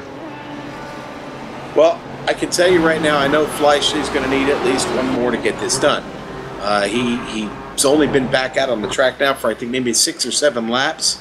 Williams, the same. They pitted I think it was 1 lap separated their pit stops. So we know the leaders up in the GT1 class are going to have to at least get one more in. Up, Question got a is, when do spin they for come it. in? Let's go. Let's look at Jared Morgan. I could feel it coming. Jared Morgan just got tagged. It looked like Franklin might have got into it. Yeah, Mike Franklin right going through the final chicane. It was a bee's nest. There was a pinata full of bees coming up here. I was just watching, and I felt something happen. He makes a move on the inside, and he just basically turns him. Not quite up there. Unfortunately, it went worse for Jared Morgan. Driving in the GT1s, he's in an Aston. There you can see Morgan overall is about 23rd at the moment. Another car off course. Chris Beck having trouble in his Mercedes. Down there in turn 10 in the chicane again, Joe. Chicane again. So, Bill, I guess your tickets are going to be for turn 10 and turn 5 today. Turn 5. Turn 10 is, well, it depends. If you want to see great passing, turn 10. If you want to see cars get damaged, Mistakes, turn 5. Yeah. Northwest driver, still out on track, still plugging away. And I would love to be able to take part in one of these races at some point, Sean, because it seems like it would feel like a very different vibe inside the car, not really quite knowing where you stand. Yeah, certainly if you've got somebody on the box working with you and talking to you and keeping you up to date, then that's great. But yeah, if you're running this thing solo and it's just you, the track, and everybody around you, I don't know that you want to be trying to crunch numbers in your head too much when your focus really should be on the track in front of you and all the traffic that might be coming through if you're, say, in a GT1, GT3, and trying to avoid the DP traffic coming through the field. There we see second place driver Brian Bennett overtaking yet more lap traffic. And Bennett has not dropped Bradley Haley by too much. He's about 1.5 seconds back, although he is not staying right on the rear bumper of that Mercedes.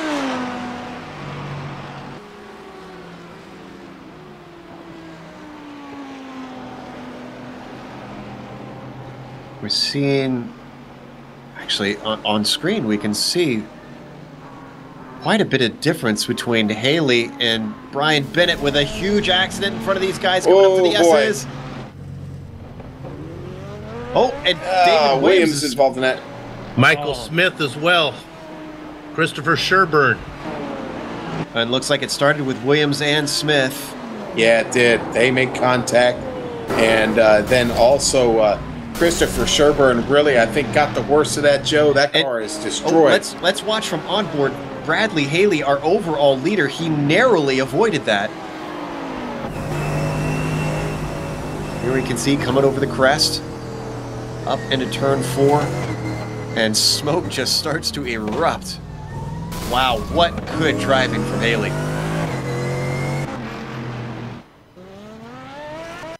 And Smitty apparently is getting on the mic to the stewards. Was not happy about that one. I don't know about this one. Well, this seems like a racing incident to me. I think you have different attitudes here. I think what Williams is thinking is, I'm going through lap traffic. I'm going through a back marker. But honestly, that was a pass for position. I believe between two. You know, it was 8th against 9th. So that's not going to show up. You're not going to get a black flag. You're not going to, or a blue flag in that situation. Oh, and in the meantime, as we were discussing that, Bradley Haley has lost the lead to Brian Bennett. This is the first time that this hasn't been done by strategy. So move Brian Bennett into P1. The number 71 machine is leading the race. However, he still has a stop yet to go, and believe it should be a longer one than what Haley has to do. So this could still go away from him. Yeah, he just ran him down and got him. But back to what you were talking about, Bill, I have to agree. I feel like, you know, I can see both sides of the argument that these guys were racing for position. And turn 4 is a not typical place to try and make a pass. So Smitty was probably going for his normal line there. Meanwhile, Williams has to push, and he needs to try and get by. When he saw a door open, he stuck his nose in. It came at a steep cost, that's for sure. That's a tough break for Williams, because Fleischle, even though he has been in nothing but traffic, is still maintaining pace, and well, he's stretching his legs now, guys.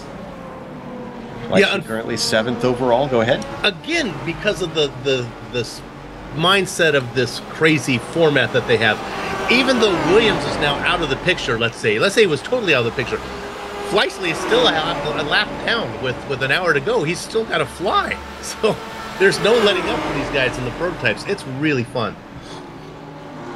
And we're hearing that Christopher Sherburne is now out of the race. The repairs are too long. Yeah, they had lost.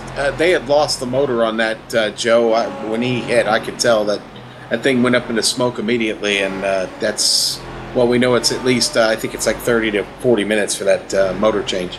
I think we better go up to the leaders here because this is pretty exciting. This is a battle for the lead. Now there's a GT1 in the mix there. Oh my goodness, Williams. it's David Williams. He's everywhere. Now he gets around the two leaders, but now Williams gets a little bit crazy, Joe. He outbrakes himself, and he's going to get in the middle of them, but manages not to hit anything. Good heads up from all drivers, managing to be aware of the situation. Now I think he's going to be able to get by fully. If he doesn't outbrake himself again. There we go. Nice smooth move from David Williams. Much more what we're used to seeing from him. And our two leaders are going to be able to continue on. Yeah, even though Haley lost the lead, he's not given up. He is fighting back. He wants that thing back. Yeah, and despite the trouble, now that gets Williams now working on his next lap and getting it back. That puts him now with just only one more lap to take back. So, but now Fleischley's gotten way up the road from him. Looking here on my timing and scoring, it looks like Jason's now moved out to I think just over 30 seconds away from him. Yeah, if you remember, we talked about that was 3.5 seconds at the halfway mark, so look at all the time that he's lost. But Williams has to go around. He's one lap down. He's got to go all the way around, get his lap back, then come all the way around to catch those guys. Fleischley doesn't have quite so far to go because he's so far much ahead. About 1.5 laps to go. Well, as we've seen, I don't think anybody has gotten through this race incident-free. And I don't mean iRacing incidents, I mean just generally having stuff that costs you time. Meanwhile, it sounds like Nicholas Harrison might be getting caught up in something. Yep. Oh no, there was a spinning car in front of Harrison. They come to a stop. It was Harrison and Michael Smith. No, let me apologize. It was, oh man, it's Tom Drilling. Oh, poor Tom. I don't want to make the guy feel any more worse. And he did make contact, unfortunately. He spun it, the car came to a stop, and then he jumped it ahead about 3 feet, and then that was enough to be collected by. Well, he was smack dab in the racing line, so I can understand him trying to get out of there. I feel like I almost would have pulled backwards, though, because he was closer to the other side of the track. Sometimes it's just not your day. It's hard to tell those things in the heat of the moment, though. It was the heat of the moment. All right. Okay, sorry. Didn't you say you don't sing on air? Yeah, I got caught up in that one. I'm sorry, I did just sing on air, didn't I? Wow. Everybody bookmark that moment for you there on GSRC. Bill, now you got to get him to sing the jingle at Bootleg. Got to sing the jingles. That's part of the rules. I know. The guys at Lawrence Towing are going to want to fire me if I don't start singing the jingle. 4 cars still on the lead lap.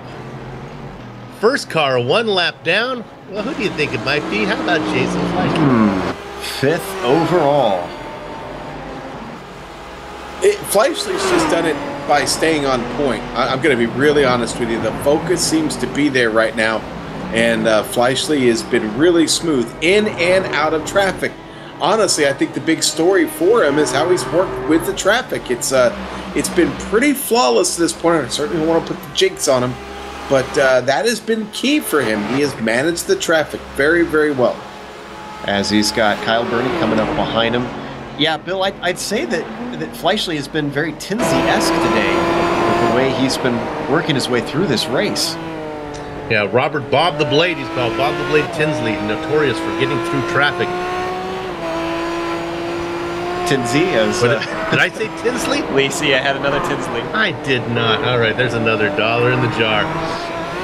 We understand he's actually watching the race. He's a teammate of David Williams, TNT, very popular, very large and powerful team out there in iRacing.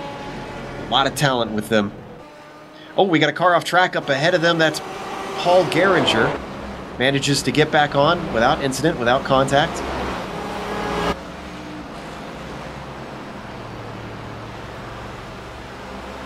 And despite the lack of contact, what's interesting is Ryan Birds called the attention of the stewards to to him.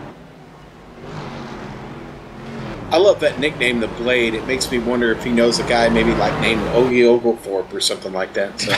So it's a good name. Well, he used to be Hot Knife, and apparently he preferred otherwise. Bob the Blade's pretty good, I got to admit. Yeah, that is a good one. Well, our top two, man, who would have thought an hour and a half into this race, we've got first and second place overall within a second of each other. Brian Bennett is not dropping Bradley Haley. Ever since we had that swap of positions, it has just stayed right one on top of the other. We're right on board with Bradley right now.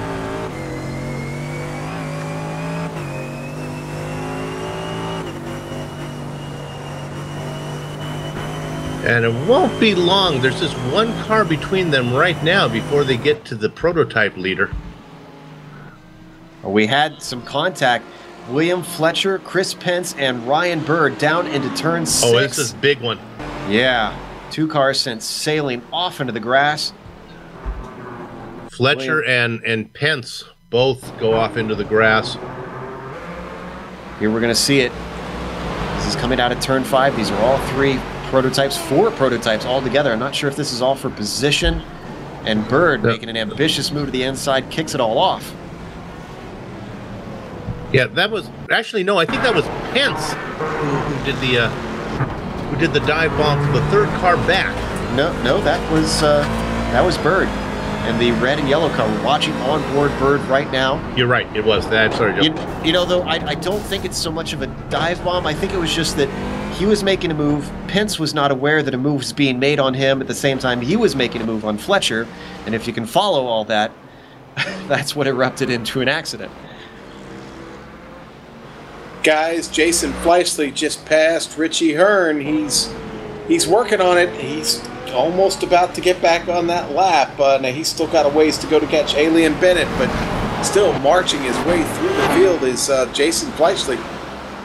And Joe, just to answer your question, I don't believe any of those cars were actually battling for this position. I think they were all on different separated. laps. I believe so. Yeah. Well, that certainly makes each and every one of them even more upset, I'm sure, with the situation. Okay, let's go to Jimbo Pfeiffer right now. He's got Haley in front of him. Then yes, he does. You have Haley in front of him. Then he has Paul sorry Garrett. guys, Kyle Burney with an incident. Kyle Burney off just after the pit entrance there. Boy, he hits hard. Oh, and this was in a mess of cars. He was behind Nicholas Harrison, who spun in front of him. You're going to see it here. Ouch. That's a toe. That's going to leave a mark. Yeah, that's a tow right after the pit entrance, and that's a whole trip around. That's a long tow. Maybe he's going to try and get it back in. He's trying to. Yeah, he was able to actually get the car in the pit with we hope without penalty. He needs it because that car crab walking really, really bad down the pit lane. Well, yeah, he was able to has do he it, yeah. taken his spare car already too? I think he has actually. Yeah. So Kyle Burney, they're not fixing that one. Nope. Yeah, we saw them get that repair earlier, and guys, the smoker is lit, the ribs are on, and so is the brisket. We got a big party in the pit here after the race. Okay, what I was trying to say before that went out there, and we'll just pick it up after it happens now, Pfeiffer has just got around Bennett, so now Pfeiffer should be 1 lap down. So he's got to go all the way around, get his lap back, and then go all the way around for the win. And here's some saddening news for a lot of GT1 drivers. Currently, Pfeiffer only has Williams and Fleischle ahead of him as far as GT1s go. So it's not looking good for the GT1 guys today. Well, we have now passed the 1 hour to go mark. We're going to take another quick break here on the Global Sim Racing channel. Stick around because you're watching the Volt Vapes Petit Le Mans Round 12 of the Pacific Majors. Stick around because there's lots of exciting racing yet to happen.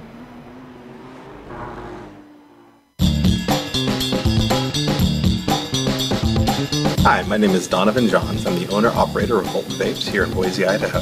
we opened our first location inside the Boise Town Square Mall in February of 2013. And our second location we opened up on the corner of Fairview and Milwaukee in May of 2013. One of the things that we specialize here is in the entry-level and mid-level range hardware and equipment for beginning vapers to really get the concept of vaping down and to feel confident in their education levels so they're not going to be inundated or overwhelmed with some of the higher end mods. One of the things we also do here is we have the build your own kits, which you can pick any of our entry-level, mid-level batteries and tanks and assemble it into your own kit so you can take home exactly what it is you're looking for when you leave the store.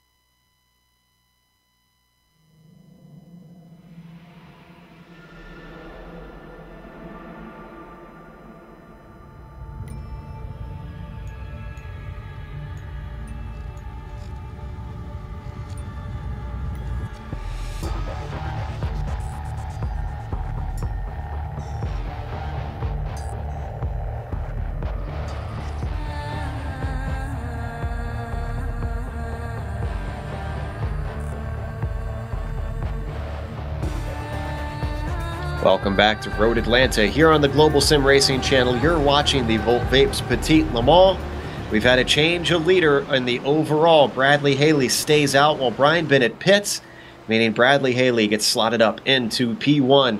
Now Bennett is still stationary at the moment, and he's now slipped down to 4th.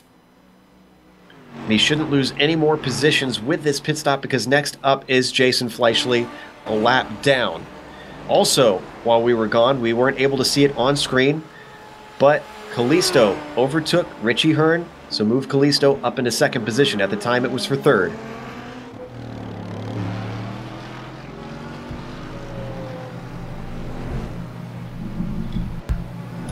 Now, a little bit farther down, I thought I saw a battle between Smith and Barnes, and I'm not sure. It looks like that battle is, in fact, over those.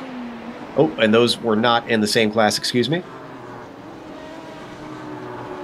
One of the many difficult aspects of calling a Predator format race. All right, well, back here in the GT1 class, Fleischle is still leading. Now, David Williams had come in and took his pit, his last one, what we suspect to be his last pit. But Fleischle now has closed it down to under a minute, just over 50 seconds away from Bradley Haley.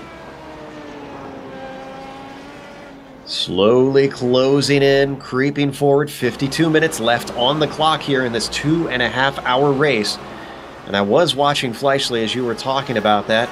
He's currently held up behind Lionel Callisto. He's going to be able to get by here coming out of 5.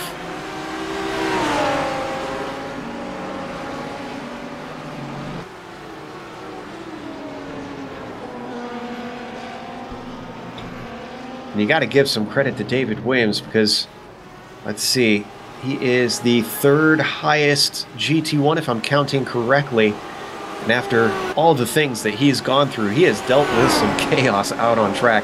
A podium within his class is a pretty good job. Well, now, we got to look at something here because if we look at Fleischle, he's running 5th overall, and my timing and scoring is 1 lap down. Then right behind him, I'm showing 6th overall is Jimbo Pfeiffer, and that's the leader in the prototypes. Are they now on the same lap? I believe they are. Not quite. Yes, they are now officially on the same lap, Soup. Yes. So it's quite a ways apart, but at least they're coming close. Now, just to update you on what the prototypes are doing, it's really a one-man show. Pfeiffer is your leader. The next guy that you have to worry about is Bird. He's about 31 seconds behind Pfeiffer. Then you got to go way down to Chris Pence, who's 2 minutes behind. Then down to Paul Geringer, who's like 2 minutes and 46 seconds behind. And maybe the last guy, I guess, would be Brett Trozine if my timing is going. He's like 3 minutes back. So the prototypes are really spread out. Meanwhile, we did catch a glimpse on screen. That was Jared Morgan coming out of turn 3 who was spun around. That was a while ago. He didn't hit anything. He's able to get it going. He's still 19th overall. New leader now is Callisto. My timing is going still has Haley up at the front. Oh, you know it is because I got to scroll up to the top. Sorry. It's important to put the top row on the screen. Yes, Callisto currently about 40 seconds back. Now, Bennett has taken his last stop. He is set, but Haley has not taken his last stop. Hearn just coming out. So Hearn should be set to the finish now.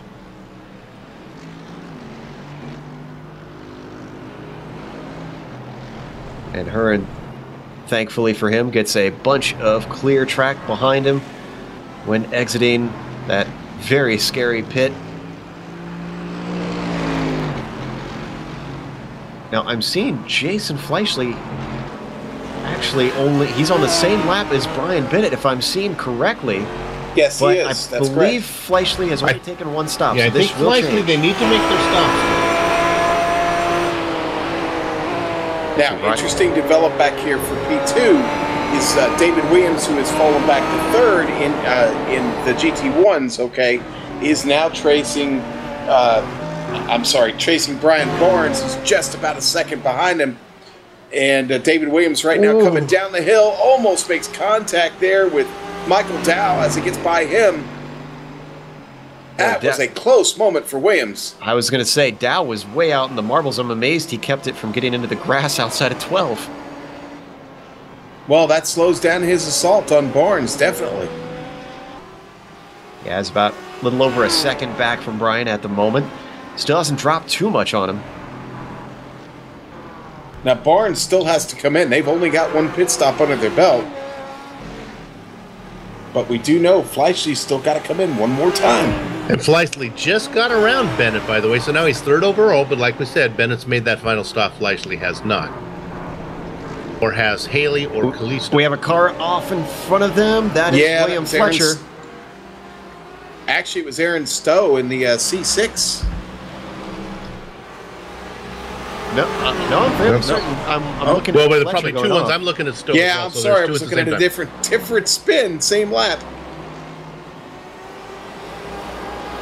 A lot to keep track about here. Mike Willett comes over, the race steward, with a sure why not. Not sure what that applies to. Hey, we were talking and I couldn't quite make out what someone was asking him about. But Okay. Williams is now on the back of Barnes. Oh, never mind. He's past him in turn one. Gets on the inside and gets the run on him there, heading up top of the hill and down through the S's we go. Make that Barnes on the back of Williams. And much to their chagrin, they've got Tom Dreiling ahead of them. Jimbo Pfeiffer has come in, pitting in the lead of the prototypes. And I want to give credit where credit is due. Tom Dreiling did pull out of the way nice and smooth from David Williams, so Tom did a good job as a back marker.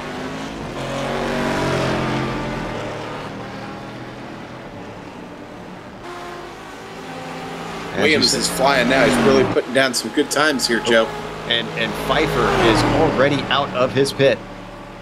He's going to come out in 9th overall, it looks like.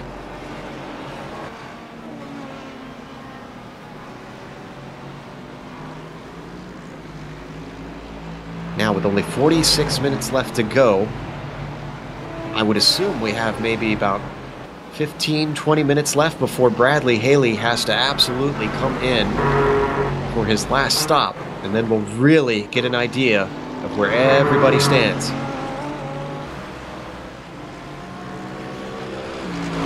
In fact, our highest car that has taken his 2 stops right now is Brian Bennett.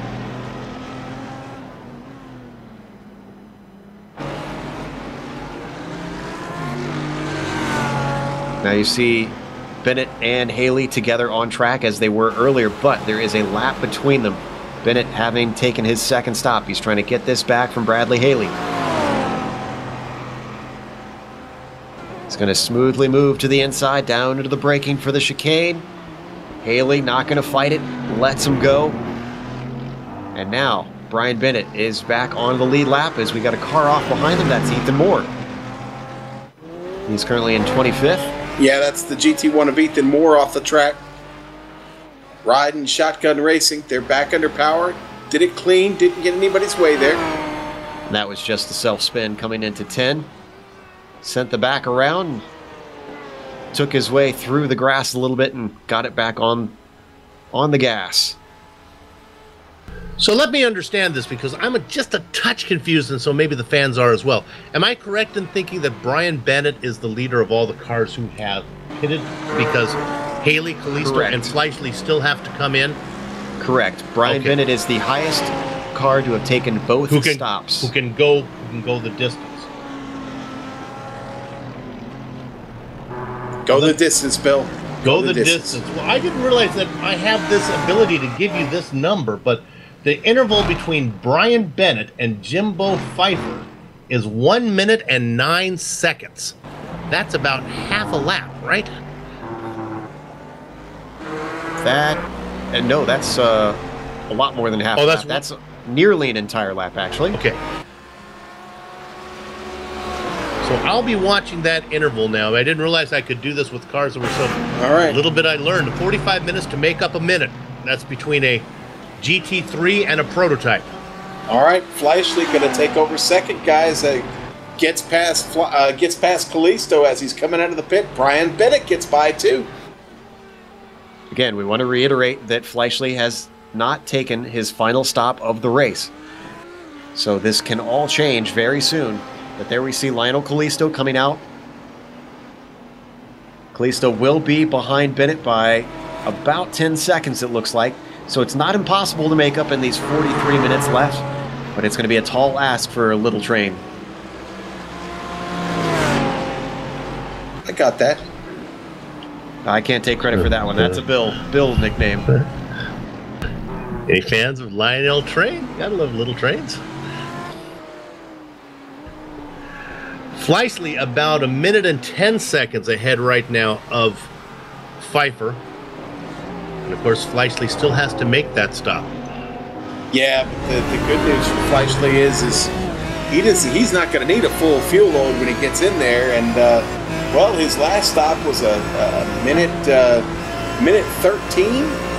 I'm thinking he's going to be good here if he gets in nice and tidy and gets out nice and tidy. things could work out there. Yes, in these 2 stops, each class should have one that needs to be a short one and one that's a regular length pit stop. And Fleischle took his long one last time. That should give him a quicker stop for the second part of the race. That should save him, in my estimation, it should save him about 25 seconds, Joe. That sounds about right to me. And the Predator format saves him time in not losing time to the leaders and saves him time in not being gobbled up much by the prototypes.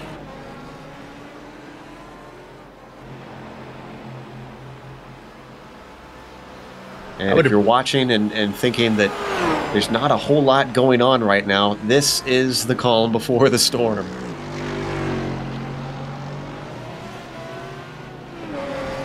That interval, I'm going to keep giving you this number. The interval now between Bennett and Pfeiffer down to 57 seconds. Those are the 2 drivers that we have to watch that are good to go the distance without a pit stop. 57 seconds and 41 minutes to get it closed up. And since we've got those 2 classes, the highest 2 stoppers, the highest who have made both stops in the GT1s right now is David Williams. Sits 9th overall. Well, Fleischle picking up about just under 5 seconds a lap on Haley, but he still finds himself, I think, about a minute back.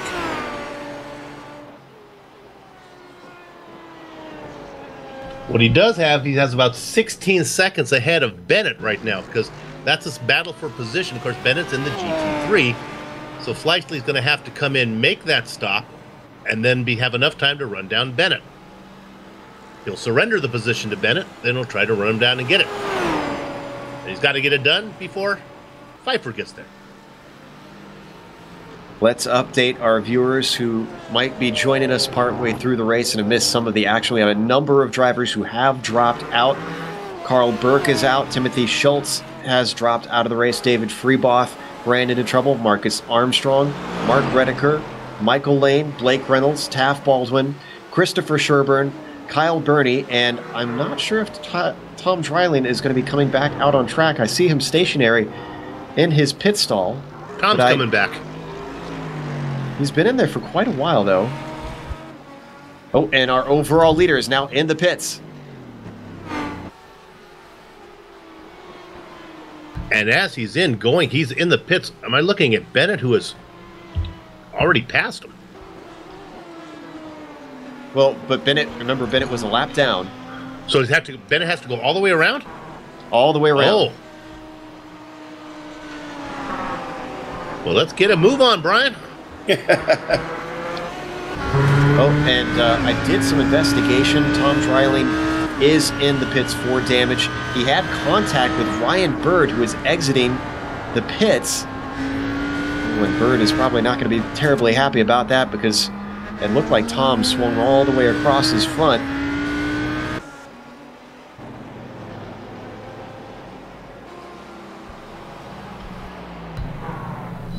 Okay, Brian working his way down the back straight now, heading into that final chicane. Still not rolling is Bradley Haley. Guys. Fleischle is in. There, now we're going to get an idea of what's going on. The plot thickens. Bennett through the final chicane. Haley, now he's starting to move. Bennett on the main straight. This is going to be very close. Haley still can't put... Now he crosses the line. Now he can start to put the power down. He's coming out right beside him and just ahead of him. Brian Bennett moves into P1 after both pit stops are done. The race is on to the end. We have both GT3 leaders together with only 38 minutes to go. And Fleischle sits in the pits now. Yeah, I'm watching his time here. Should be pulling away any second. Now, interestingly as well, if the battle starts to erupt between P1 and P2, Bennett and Haley, Lionel Kalisto is only 11 seconds back. Fleischle's away, and the difference about 23 seconds from that last pit stop, Joe. He is away. Now he's coming out, but right behind him is Pfeiffer. Now, are they on the same lap? They are. I think they are. So this is for position between two different classes of cars. And this, unfortunately, is not a fight that Fleischle can fight. Now, just off in front of him there in turn 5, that was Brian Bird going off, but everyone gets around him. Bird now pulls up between the two. Whoa! And then comes down in front of Pfeiffer. Makes it work, though. No harm, no foul. Pfeiffer's going to want to try and get by as soon as he can here.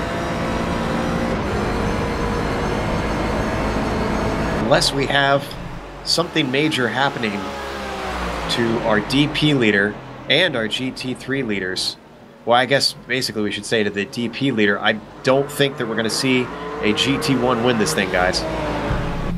Yeah, Pfeiffer he was letting Fleischle get by through there clean, and then he went back on the attack, and now he is by and probably going to keep it. Fleischle going to try and make it a race there. Had a little bit of toe, but not going to happen.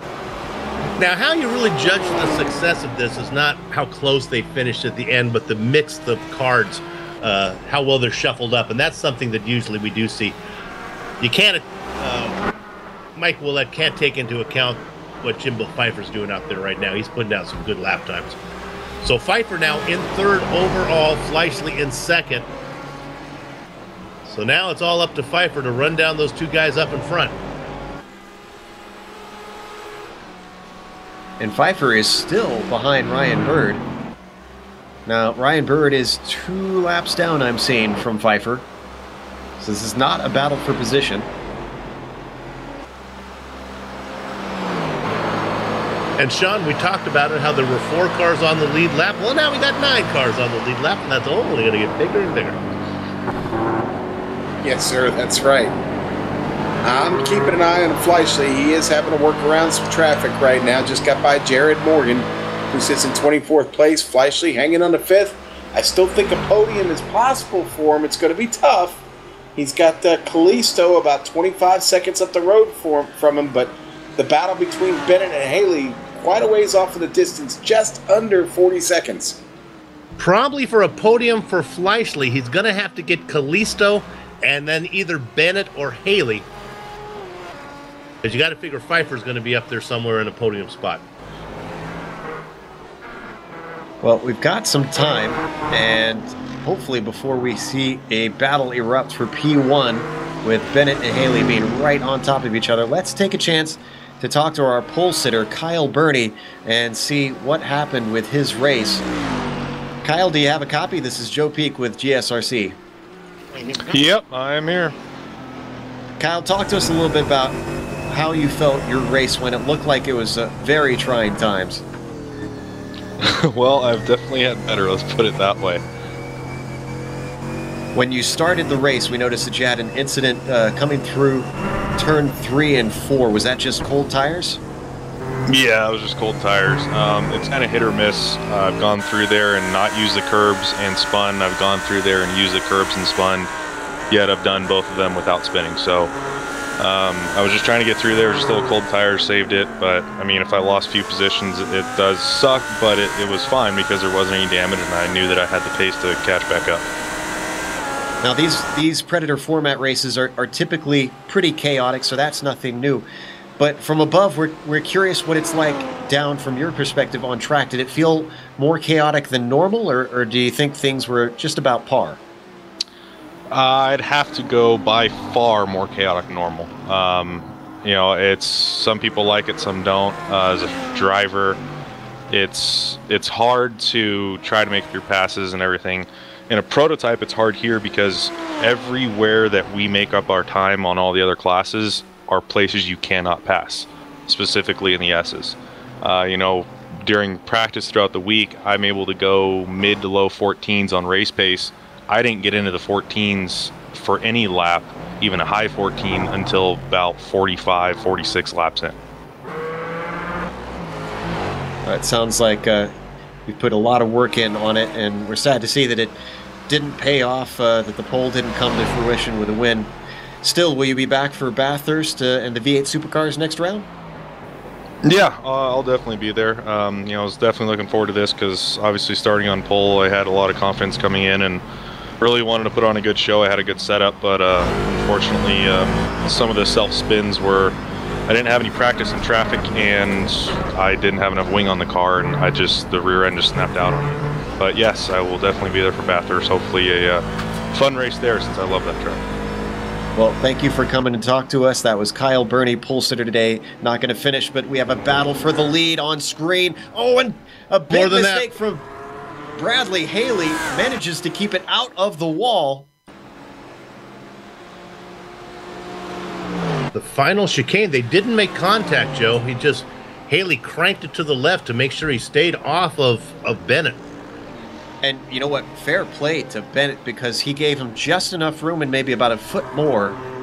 So that was nice, hard racing. And Bennett didn't even look like he flinched.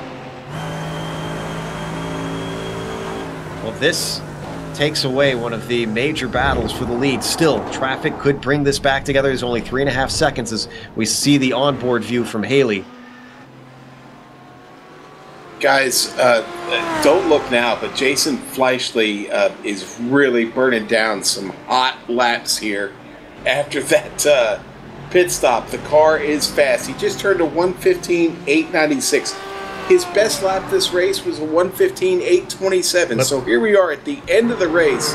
Going to interrupt you for a second. Let's go to Callisto real quick because he has an off, and that's going to give the third position. It's going to go to Pfeiffer. Sorry, Sean. That's okay. That's all right. Not a problem. Yeah. Turn 5 again. And actually, we need to pay attention to Jimbo Pfeiffer. He has now made his second stop, and everybody in front of him has made their second stop. And he's only got 23 seconds with 30 minutes to go. Yeah, with 33 minutes to go, he had 35 seconds to make up, so he's coming quick.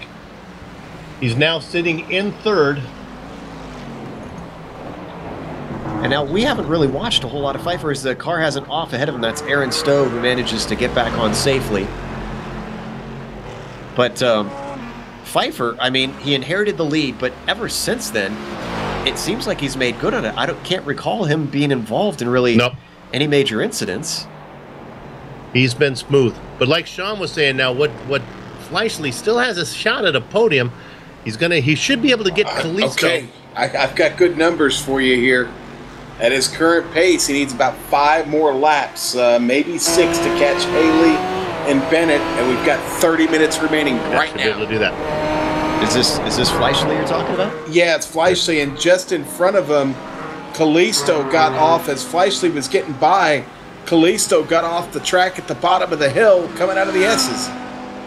Callisto, maybe his tires are gone, or he's got a damaged car. This is an unusual amount of mistakes from Lionel. Then here's another battle to look at. They happen quick at the end of the race in these Predator formats. Let's go to Richie Hearn, currently running in 6th position. He's well ahead, about 6 seconds ahead of David Williams, but unfortunately they're driving different styles of cars. One's in a GT3, one's in a GT1. You would expect that Williams should be able to run down Hearns right now, as Williams is in a little battle right now, trying to get around Jack Johnson in a prototype. It's hard to get around a prototype. Yeah, even when they're off pace, they're still tough to get around, that's for sure. He's going to try and use the over-under, but I think down the straight, it might wind up going to Johnson. Yeah, he starts to streak away now, so David can't do anything about this situation. And interestingly, I'm looking back at the leaders. Bradley Haley has dropped another 2 seconds since his spin. So I wonder if Bradley's tires are struggling? He was on pace with Bennett most of this race. It's strange to see him drop off this quickly. He was fighting awful hard up there with him, Joe. Fleischle just has a moment with Steve Paulson, has to get on the binders and lock him up in turn 7. We look at Fleischle right there. Fleischle 16 seconds behind Haley to get that final podium spot. Well, Bill, remember how you mentioned we're going to see an increase in cars on the lead lap? Well, take a look at it now. We got 8 of them. Bennett's got to be feeling. I don't know how you feel if you're Bennett. I hope he comes in for a post-race interview. He's out there running comfortably in the lead, but he knows they're coming. He's got a 6-second lead on Bradley Haley, but Jimbo Pfeiffer charging from behind. Well, and right now, I think he's got enough cars between him. He might not be able to see Jimbo Pfeiffer in his F3 box. That's going to change very soon.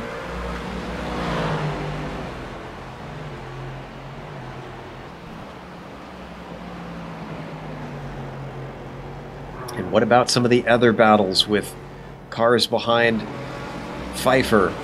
David Williams now catching up to Hearn. In fact, no cars between them. Excuse me, just one car There's that between them. prototype. Oh, my. Oh, it's Williams Johnson comes right still. up behind him. Oh, and I think he actually made contact there. Well, David is coming. Now, David's asking. See, now this is what I'm talking about. David Williams is asking for a blue flag. Actually, maybe it could be a good case for this because he is a lap down. But, I mean, what's he supposed to do? It's a prototype. The prototype is going to be run with him. Whoa, and Brian Barnes behind him. Nicholas Harrison with a bad moment there coming out of the S's. Bottom of the hill. Ooh, and there's some interesting talk as we watch the replay. Ooh, those are both very hard hits. With all the complaining that Williams was doing about getting that DP out of the way, Brett Trocine came on and told him, "Why don't you ram him like the last two you did?" So, some serious trash talk happening out there. You know, that's a really tough break for Brian Barnes. That car is hurt really bad. He can't even get it back around. He's running in 11th place right now after just over 2 hours, and his race is probably effectively over at this point. We got to go here to Hearns. Something's bad going to happen here. Hearns fighting off Williams right now. Williams trying to go around the outside, and he does it. Holy successfully moly. of 3. You don't often see that even in interclass traffic. Boy, you talk about a fire being lit under a driver. I think David Williams is heated up. Well, I think Williams was in a real hurry because he had that darn prototype back there of Jack Johnson. He didn't want that to get in the mix again. Guys, we got to go to Jimbo Pfeiffer. He is all the way up to the back of Bradley Haley. This is for P2 overall. Right now, though, he has Ryan Bird still ahead of him. Bird has been ahead of Pfeiffer for the last 10 minutes. There, boy, he gets into the inside. And Pfeiffer is off. He gets back on without hitting anything, but scary moments there. And I think that was kicked off by Bird forcing the situation through the S's with Haley. Oh no! Fleischley's around! Fleischley's around, gets hit by Brett Trocine out of turn 1. No. Fleischley's still going straight forward. Is there another car you're looking at? I think he's right. I'm looking at Fleischley. This was a while ago. I'm sorry. I was just about maybe 45 seconds ago, it looks like. Yeah, I'm sorry, guys. It was on lap 89. Happened right out of the... oh, geez, I'm sorry, guys. Out of turn 1. Looks like Brett Trocine snuck it up the inside. Here we're going to see it right here. Did not expect him to be there. Turned him around. Almost over. Now, Fleischley is continuing as we watch it from onboard Trocine, and he hasn't lost the GT1 lead. No, he hasn't. He was pretty far up the track, but man, he was making a really good attack on Haley and Bennett, and now that's fallen back to 12 seconds. He was up to 6 seconds back. And remember, Jason does not have this championship wrapped up, so he has to fight here to get a good finish. Okay, let's give you little intervals here. Bennett out of front, and I believe it's by about, let me give you some times here. 2 seconds. 2 seconds on Pfeiffer. Yes, Haley has now been passed. We missed it with the drama with Jason happening. Then Haley is running third. He's got about 11 seconds on Fleischley. I think we might see it on this very straight. Bennett's overtaken by Ryan Bird, who sneaks on by. Here comes Jimbo Pfeiffer. Is he going to fight? Is Brian Bennett aware of what's happening here? This is the overall lead after Fleischley's around again. I'm sorry. We're going to have to stay on this for just a moment. We'll get back to that replay in a bit.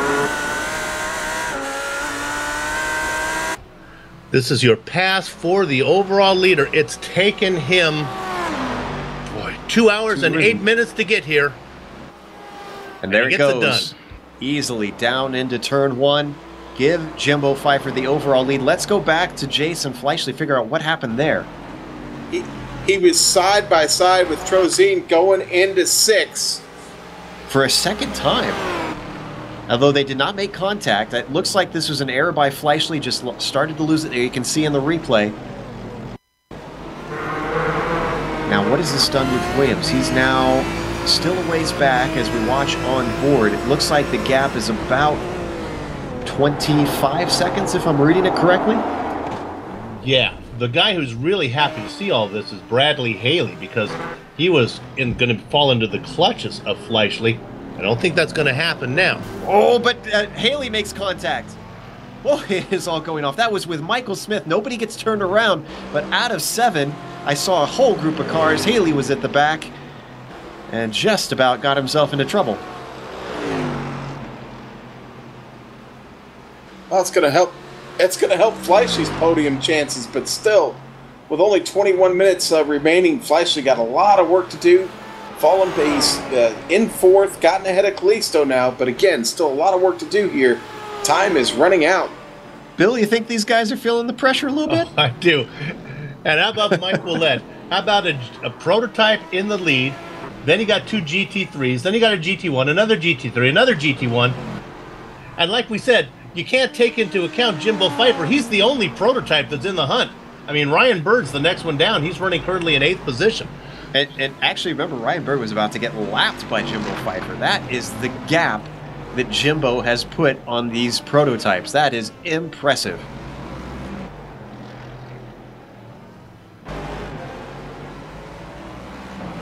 Well, despite his trouble, Jason Fleischle still fast, guys. That last lap, he got back on pace. He was 7 seconds faster than Bradley Haley. Yeah, Haley in the GT3 was not all that fast to begin with. He's been struggling as well.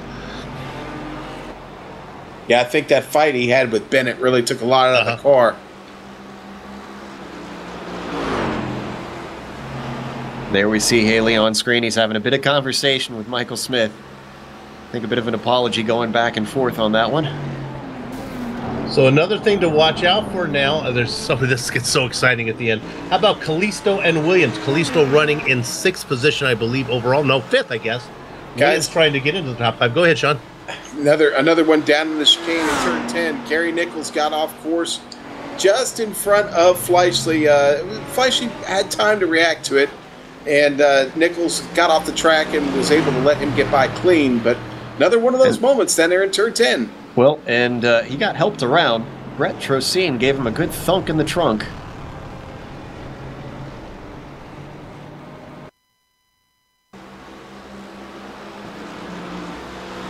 Boy, I wonder if poor Brett opened his mouth a little bit too soon talking about David Williams there.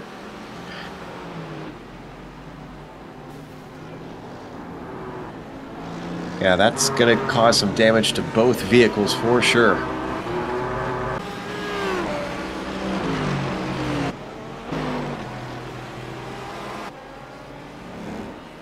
Now, how many positions can Brian Bennett hold on to? He's currently got about 15 seconds over Jason Fleischle. Fleischle being in a GT1 car. Brett Trozine just coming on the radio saying he's coming in this time, guys. And that is not a scheduled stop. I'm guessing he's got enough damage on that car. He has got to take a little bit of a stop to try and get it going once again. I could think of a couple cars that probably don't mind it. He's taking a pit stop here at this point. Fleischle continues his assault, now just 5 seconds back from Bradley Haley. Also an update, Richie Hearn has slipped to 8th. Ryan Bird has overtaken him. Also, David Williams is just ahead in 6th. He's trying to chase down Lionel Kalisto, about 4 seconds, 3.5 seconds between the 5th and 6th place cars now. Yeah, I think Williams has done a great job of recovery and recovering from a little bit of trouble earlier. I think any position here within the top 10 at this point is gravy on the mashed potatoes for him. He's had a tough race, but worked hard and holds down that 6th position right now. It looks like he could get him a top 5. And Bill, this story feels familiar because we saw David Williams make a comeback run at an Autobahn. Yeah, he's notorious for this. It'd be nice to see him have an uneventful race one time. Maybe we can bring up the top 10 because I think I've got a good understanding of what's going on right now. Oh, we're going to watch this pass as we stay here on board. Boy, Bradley Haley with trouble. I'm sorry, guys. Coming out of turn 1, Haley had trouble. Or I'm sorry, out of the last turn, had final trouble turn. Straight away. Yeah, He didn't hit anything, though. No, he didn't, but it slowed him down so much. Fleischle is right on his tail, Right on heading him now. down to the S's. This is probably going to be a done deal out of 5 as long as Jason can get the power down cleanly. If either one of those drivers could have kept their car on the track, this would not have been as close as it is right now. Both of these guys have really struggled and He's not going to go. Yeah. I was going to say, is he going to give it to him easily? Move Fleischle onto the podium now.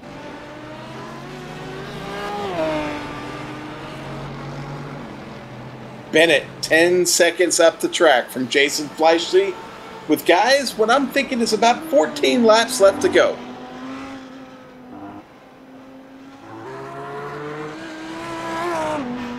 We've been out here for 2 hours and 15 minutes. Drivers have been dealing with traffic, with car handling problems, with making driver errors.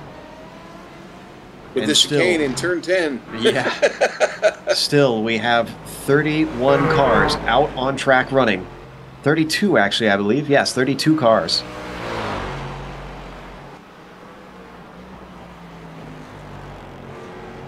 Petrozine calling it a day. Meatball flag that won't go away. Sad to see after he was having such a hard charge there. Certainly was. That's a tough way to end it. Let's go through our top 10 currently.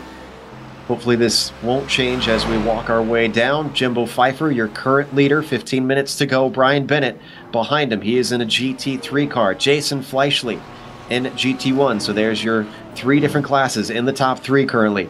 Bradley Haley, a mistake, has taken that away. He's in 4th. David Williams still has quite a bit of ground to make up. He's in the top 5. Behind him in 6th, it's Lionel Callisto in a GT3 car. Ryan Bird behind him in 7th in a prototype. In 8th, it's Richie Hearn, also in a GT3. Wayne Hutchison in a GT3 in 9th. And then Rob Gall rounding out our top 10. Boy, we haven't talked about Rob hardly at all that I can think of, but a nice quiet run for him. And I believe a GT1 in an Aston. Yeah, let's look at Rob Gall real Yeah. quick because I think Pence is just about to get him, right, Sean? Just about, yeah, but we haven't talked about Gall enough. He has had a great run today. That's going to be a great effort for Team West.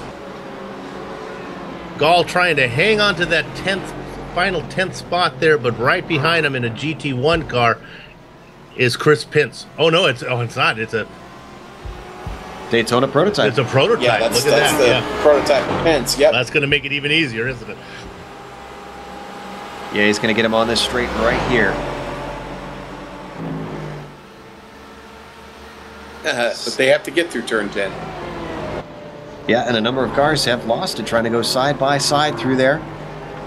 Just ahead of them, that green car is Bob Beltrami. However, he is in 16th, multiple laps down. So that puts 3 prototypes in the top 10, 2 GT1s, and 5 GT3s. That's a pretty good mix. Nice job. I'd say that's a great nice job, spread. Mike Willett. Oh, Yeah. Steve Paulison off the track, guys, in front of traffic. Everybody's going to make it by here, heading out of turn 7. Paulison really, really slow in the grass. That looks like that was a self-made spin coming through 6. That Audi not having the best of days.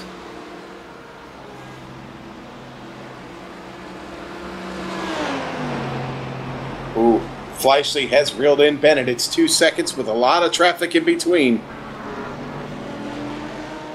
Ahead of him, Brian Barnes and Brian Bennett. And then Tom Dryling's gotten back out on the track. He's trying to continue on. He gets out of the way of Bennett.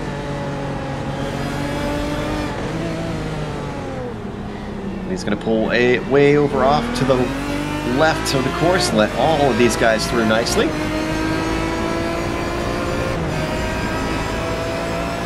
Seems like Fleisch's been working on this all race, but he's finally found the rear bumper, rear wing there of Brian Bennett.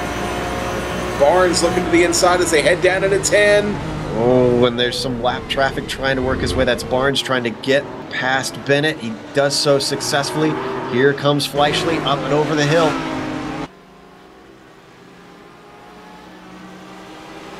I think he's going to be able to get it done here on the front stretch. A little bit wide for Bennett. And that gives Jason all he needs to slip up the inside, move Jason into second overall. Well, it was a long time coming, but he finally pulled it off. Had a lot of trouble here about 6 laps ago, was able to recover from it, get himself back up there in second, or get himself up to second for the first time in this race. And, well, Catch and Pfeiffer are going to be a bit of a trick here with only about 10 laps, 10 and a half laps to go. But what a great effort for Fleischle so far. Going to still have to save the car. I don't think he's going to be able to catch Pfeiffer since Fleischle is in a GT1 and Pfeiffer's in a prototype. Yeah, that's not going to work out. About 30 seconds between them. In fact, Pfeiffer does have enough of a cushion that he could make a mistake and recover as long as he doesn't hit anything. Let's go to Bird real quick. He just got around Little Train Callisto to get that spot. Bird moves up. I believe if my timing and scoring is correct, if I'm right. Yep, Bird is in 6th.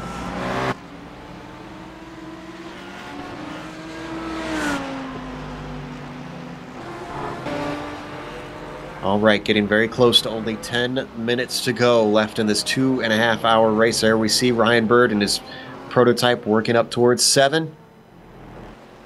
You know, Joe, I think David Williams might have a shot at a podium here.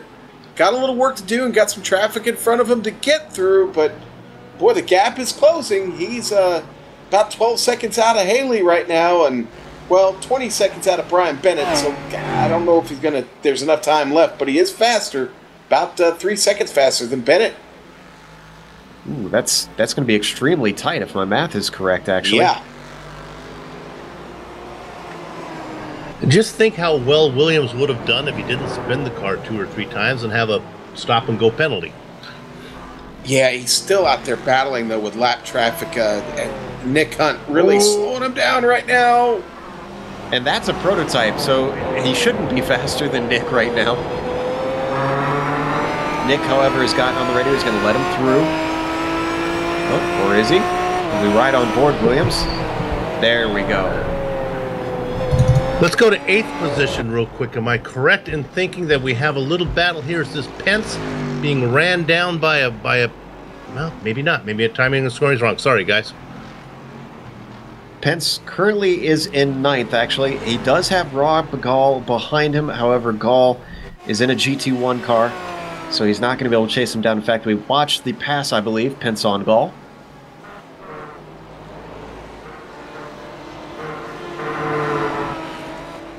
Oh, you know, sorry, I have my decimal points wrong. I apologize. Richie Hearns, I thought, was a second ahead of Chris Pence. It ends up he was a minute 0.2 ahead of. That's very different. I don't think rods and cones affect decimal points, Yeah, Bill. no, So I don't. sorry about that. Hey, I want to be a champion for the cones real quick, the orange cones. They've had a rough day out here, guys. But they are. They don't give up the ghost. They keep going out there. It's an eternal Groundhog's Day for these cones, getting knocked over and put back over and over and over. I keep picturing like the tennis ball kids running out and putting the cones back when the traffic is passed. All right, where is Williams now in regards to Haley? I'm seeing about 10 seconds, so has he not gained? Yeah, the gains are coming very small at this point. Williams had to get through a lot of traffic there. He had Aaron Stowe, Nick Hunt he was battling with, so that slowed him down just a bit. Only about a second faster than Haley that last time by. Williams has to be careful. He doesn't want to make a mistake because he has Bird only 10 seconds back of him as well. Well, and I've been watching that too, Soup. I'm glad you brought that up. I mean, Bird with a legitimate shot to catch up to Williams. He's about 4 seconds faster than Williams is right now. I tell you what, if we've had two drivers that have been tied at the hip pretty much this whole race, take a look at Kyle Murphy and Wayne Hutchison. Remember, they were battling, what was it, about maybe an hour into this race? They are still within a second of each other. Those guys need to be endurance teammates. They could share the car and have the same pace. That's right. There goes Fleischle around them right now. That's a dream. That's definitely a dream pairing. Barnes is for position, although he's in a GT1 car, and he's going to get up in the mix. This could be an opportunity. Here goes Murphy trying to find his way around. This is for 12th position now. Car behind them is Richie Hearn, but he is a lap down or a lap ahead of these guys. Murphy takes a look at the inside. Hutchinson gives him space. They're going to go side by side. Hearn does not want to get mixed up in this at this point. A very polite move from Wayne Hutchinson to let Kyle Murphy through there at the apex. Definitely could have moved to the inside of turn 1. But Kyle Murphy now up into 12th.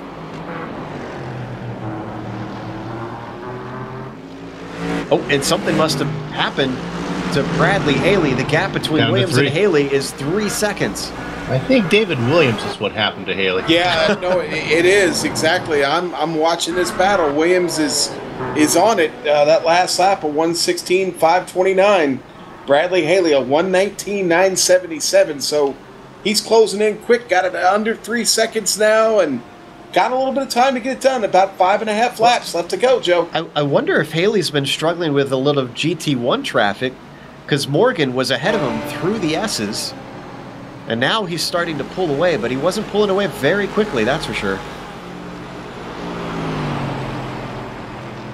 And honestly, Bird has not closed the gap on Williams that much. He's still just under 8 seconds back. Yeah. Well, the difference in speed between the GT1s and the prototypes is not as severe as it is between the GT3s and the GT1s.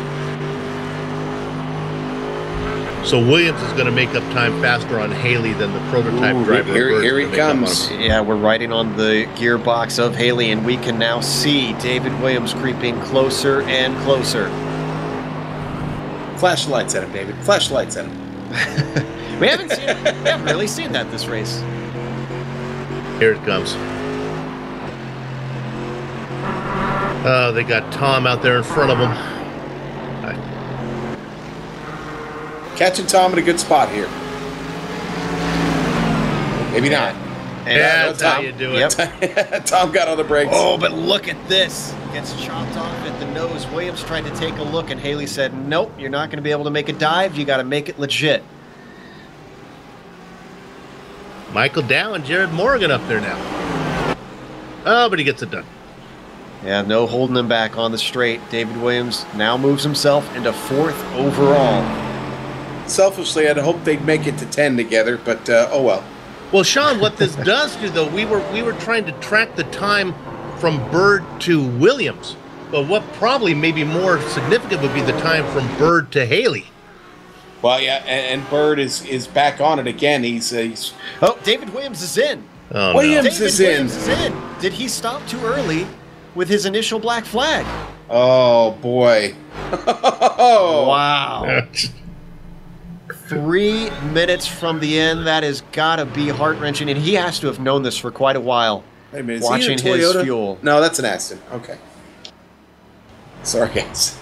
Oh, Bill, Sean, you like to stomp on Toyota fans, don't you? And I'm one of Toyota's biggest fans, and yeah, I just can't get Lamar out of my head still. Well, Williams now moves himself back down to 6. What can he gain back? I don't think he's going to have enough time. He is a good 24 seconds back from Haley now. Yeah, but let's go to Haley, because the guy you want to look at is Ryan Bird, because here he comes. Well, I thought he was right there. Yeah, he's got nobody between him now. Haley running in. Let's have Haley back into 4th now. Here comes Bird.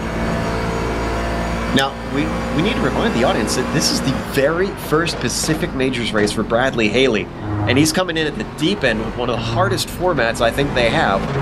If he gets a top 5, my hat is off to him. And there it goes. Gonna be Brian. close.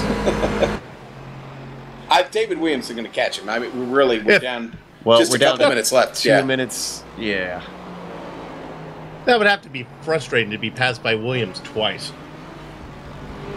No, the Williams is 23 seconds back. Okay, He's not going to make that up in I think Williams 2 is going laps, to essentially. Yeah, I think Williams is going to qualify for the frustrated award before this is all said and done with. He can't be happy about falling short on that fuel right there.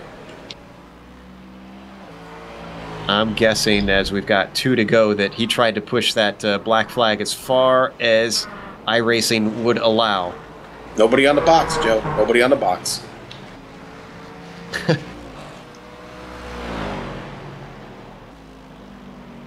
So Jimbo Pfeiffer is your overall leader. I believe he's going to get the white flag this time by. Prototype GT1, GT3. Prototype GT3, GT1. GT3, GT3. Prototype GT1. How about that for a mix? That's really impressive. All right, as Pfeiffer comes to the chicane, puts a move on Aaron Stowe, just one more lap on that Corvette. And the DP comes to the line. White flag should be coming out.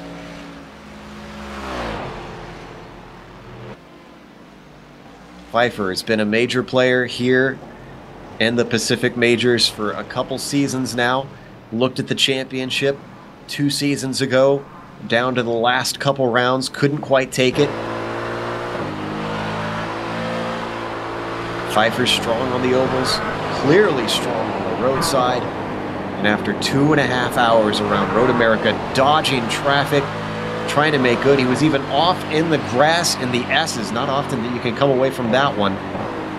He still managed to take the lead. Fleischle just got around the start-finish line, heading through one now, Sue. And Joe.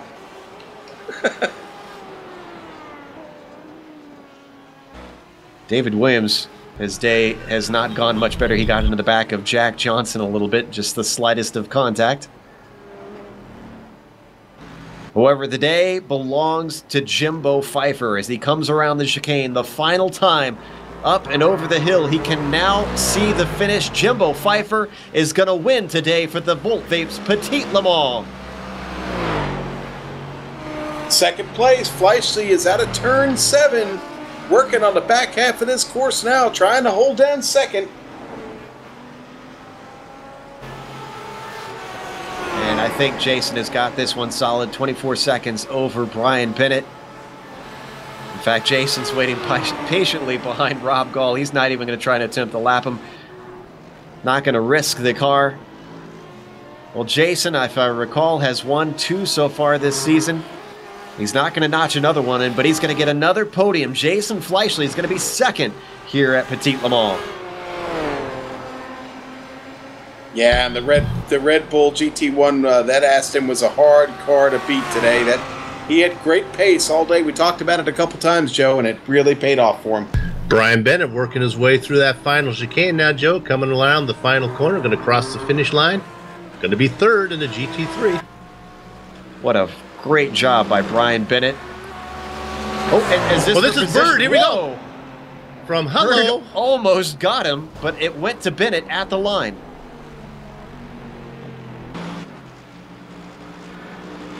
Haley comes across with a top 5 in his very first race. Again, Bradley Haley, nicely done. Let's take another look at that finish with Bennett and Bird. Wonder if we can get this in slow-mo and see exactly how close it was at the line here. Look at this from above. I think he was actually all the way alongside him by the time they crossed it. Not quite, but almost there. No, just not, his not rear quarter quite. panel. Yeah, he was just off the rear right quarter panel of that car, and as Haley comes across the line, or I'm sorry, Bennett comes across the line. That was very close. Ryan Bird had the tongue hanging out on that C7 across the line. Boy, I bet Bird is thinking to himself, what spin, what bad corner could I have not had in that race to take in that podium? Well,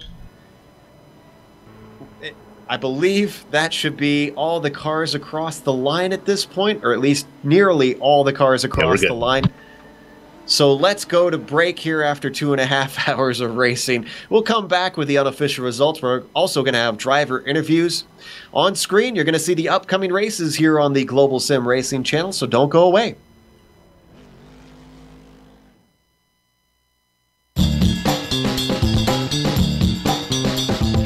Hi, my name is Donovan Johns. I'm the owner-operator of Holton Vapes here in Boise, Idaho. We opened our first location inside the Boise Town Square Mall in February of 2013. And our second location we opened up on the corner of Fairview and Milwaukee in May of 2013. One of the things that we specialize here is in the entry-level and mid-level range hardware and equipment for beginning vapors to really get the concept of vaping down and to feel confident in their education levels so they're not going to be inundated or overwhelmed with some of the higher end mods. One of the things we also do here is we have the build your own kits, which you can pick any of our entry-level, mid-level batteries and tanks and assemble it into your own kit so you can take home exactly what it is you're looking for when you leave the store.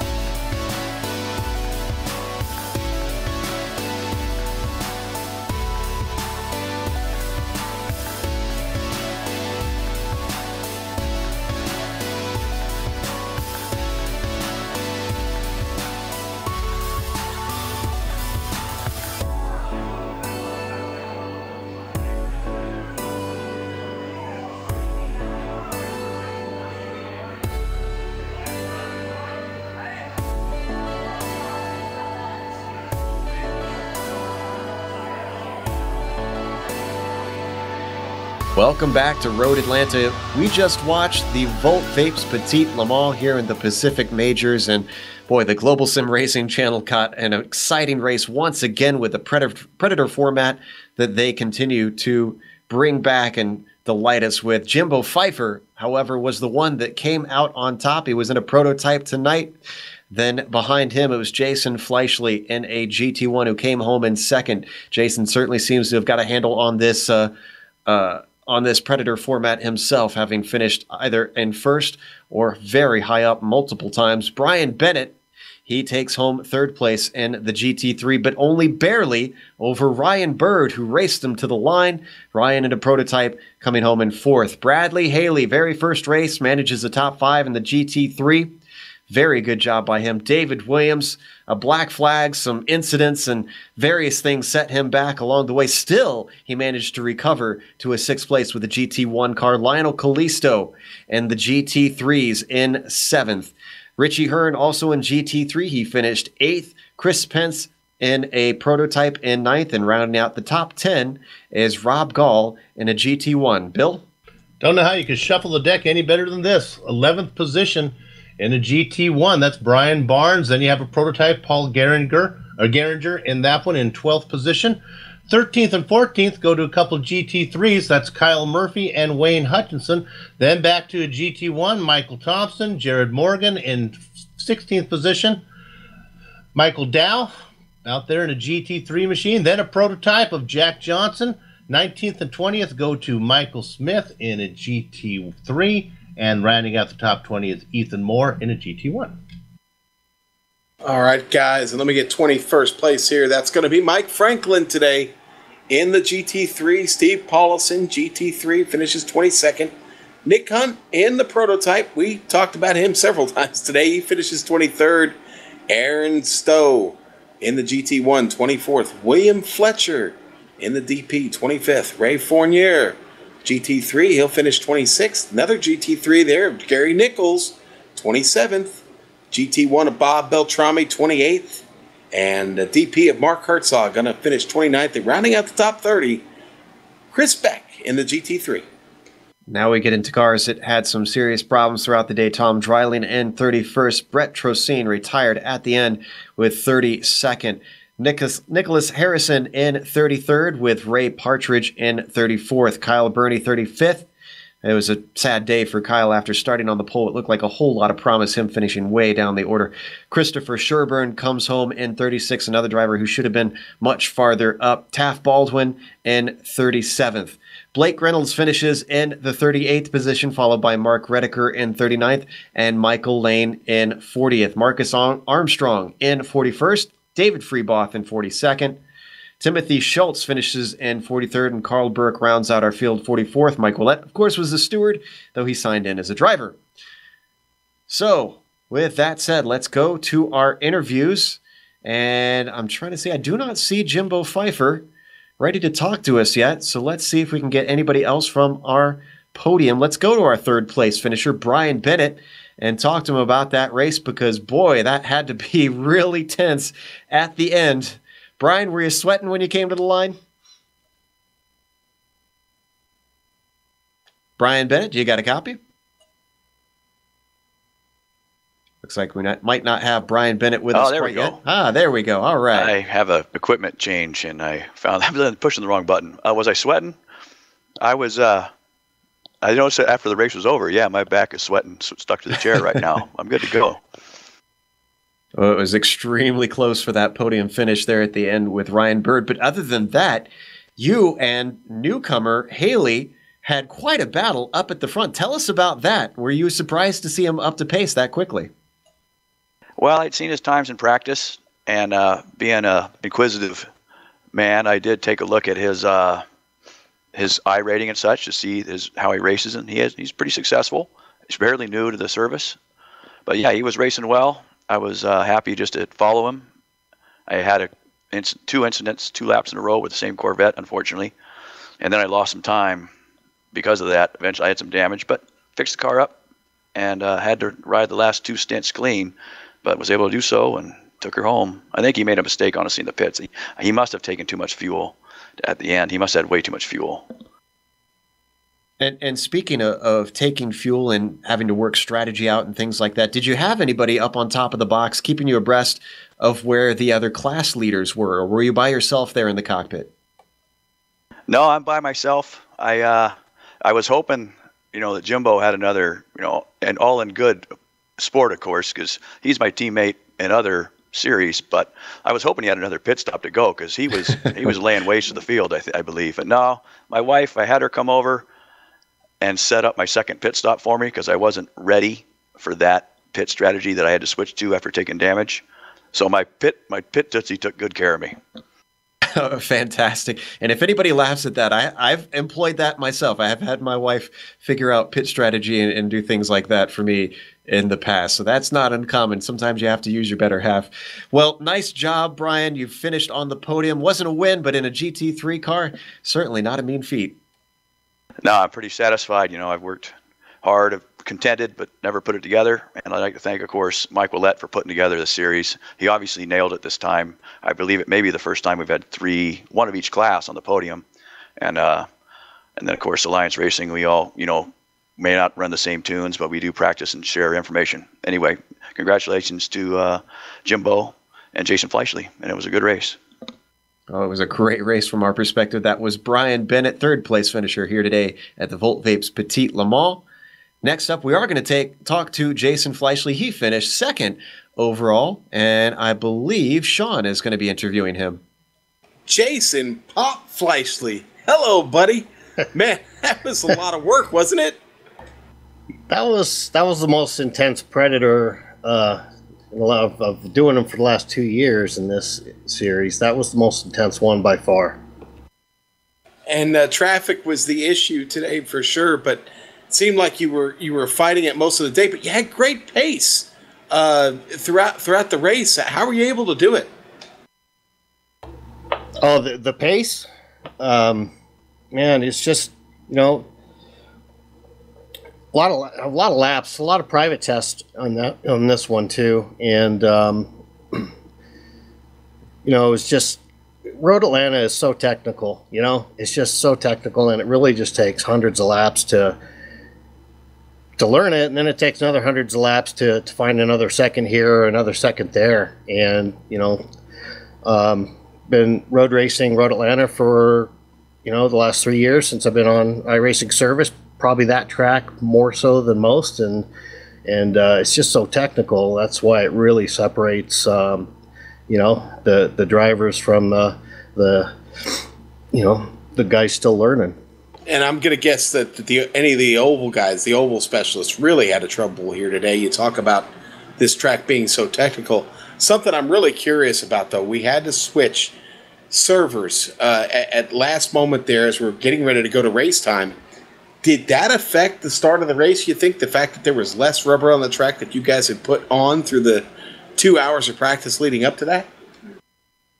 Yeah, I think it definitely had an effect because, it set the track state back to a little bit greener, I think, than what the guys were used to, unless Mike took care of that when he built the second session. But we had some technical difficulties and hiccup, and it turns out that I was chatting with Mike pre-race, and he accidentally kicked me from the first session, and I couldn't get back in, so that's why he had to build another one. Oh, can't let the points leader not get back in the race there. Jason, it was quite an effort. Really enjoyed watching wheeling it. We were throwing down the strategy there at the end, and we knew you had a shot at the podium, but you had to catch Bennett and Haley to do it. You're able to pull that off. Bird was coming up through the field quick, but he had a little trouble he had to get through himself, and you managed a podium and a second-place finish. That's going to secure I don't want to make anything early here yet, but it certainly looks like you may be winning this Drivers' Championship when the season's over. Yeah, I'll wait for the official drop count and the drop points for that final. I don't know if Mike's going to do that on this one or wait till the final event. I have no idea, but yeah, I'm pretty sure that locked it up for me. And I'm going to thanks Mike for building a second session and letting me race. And I'd want to congratulate Jimbo for getting. I believe that's his first one. And boy, I couldn't believe 30 minutes ago he flew up on me. I saw him fly up, and I thought he was just getting a lap back at that point. Didn't realize we were on the same lap on that one. So till after he got around me, and then I was just trying to concentrate, but look at the my timing and scoring at the same time because, well, no, he's only pit once then. I'll look up. Nope, he's pit twice. So there it is. Well, Jason, you need a guy on the box next time, all right?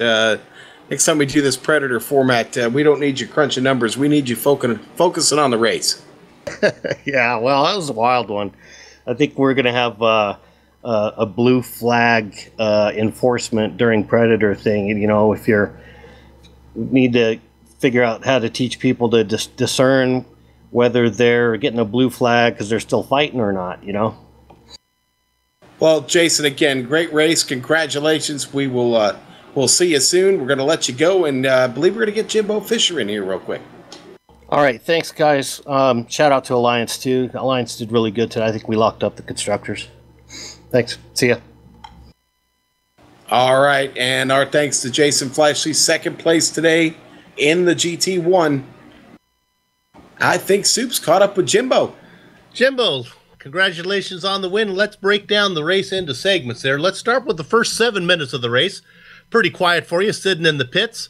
You came out behind Kyle Burney. Were you second out of the pits? Did that go according to plan? Yeah, Kyle and I got a cold, so I'm sorry my throat's really sore. Kyle and Blake were faster than me in practice, and so my strategy was just kind of follow them around. And Kyle had a little trouble early. I don't know what happened to him, but he spun, and then that gave me the lead. So then, anyway, that was the first half of the race. It was pretty uneventful for me, actually. Now, let's talk about working traffic in this kind of format, in the Predator format, compared to just a basic multi-class race. Are you more aggressive? Do you find it a little more difficult as you just can't afford to take as much time as you would maybe in a multi-class race where you can say, hey, I have a little bit of a gap on the guy behind me? I've had some good training watching Robert Tinsey and John Ulmer. But I'll be honest with you, my whole game plan today was just don't be an asshole. So I sat behind GT3s and I tried not to be a jerk. And that really helped in the second half of the race because people were moving over for me and not giving me a hassle. Well, that'll work. All right, now let's take you to the last half. When in the race do you start to do the calculations of, hey, I can get there, or do you even do that at all? It's just a matter I'll go as fast as I can, and the cards will play out as they're dealt. I just did as good as I could. I was kind of in the zone for the first 2/3 of the race. You never know in these Predator formats, which makes it really exciting for us as drivers. You just don't know. I would have bet that the GT3s were going to take it this year because the prototypes were handicapped an additional 30 seconds from last year. So I didn't even think we were going to make the podium, honestly. So it was really a surprise the way it worked out. Well, I think you're probably right. The only thing that caused that to not be right was your pace, which was outstanding. I mean, you take Jimbo Pfeiffer out of it, and then you got a nice mix. You got to admit that Mike Willett does a pretty good job of figuring the stuff out. We had a nice mix all the way through the top 10. He does a fantastic job, and he gets nothing but grief for it, but he does a fantastic job handicapping it. You can pick any class and know that you've got a chance. Yeah, absolutely. Well, I mean, we have 3 different types of cars up on the podium. So, hey, congratulations on the win. It was impressive to watch 2.5 hours of some pretty smooth driving. Congratulations. Let's go get them next time. Great. And thanks to you guys. You guys always do the best job. It's just a privilege to race in front of you guys. All right. Well, a little flattery will get you more screen time. That's always been my policy. All right. Let's throw it back to Joe. Also, apologies for the language there during that interview from Jimbo. Up next, we're going to have a really quick talk to Ryan Bird to get the other side of the perspective in that battle there at the end. Ryan, we watched your progress. We were keeping an eye on things. At one point, you looked like you were almost going to go a lap down to Jimbo, who wound up taking the overall win. And then next thing you know, you're right up there for the podium. Did you think you could get it? Yeah, I really thought I did. First, I just want to say thanks to Mike and congrats to Jimbo. That was a great race. This format is just so unique.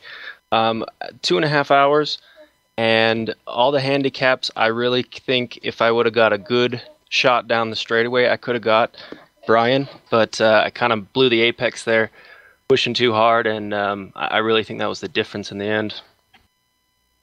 We tried getting some thoughts from other drivers about how the traffic was, and we know there were some people who were a little upset about how some drivers who were even a lap down dealt with letting people by. How did you feel it went today? Did it seem abnormally mixed up, or do you think most everybody was just about what we're typically used to in these types of races?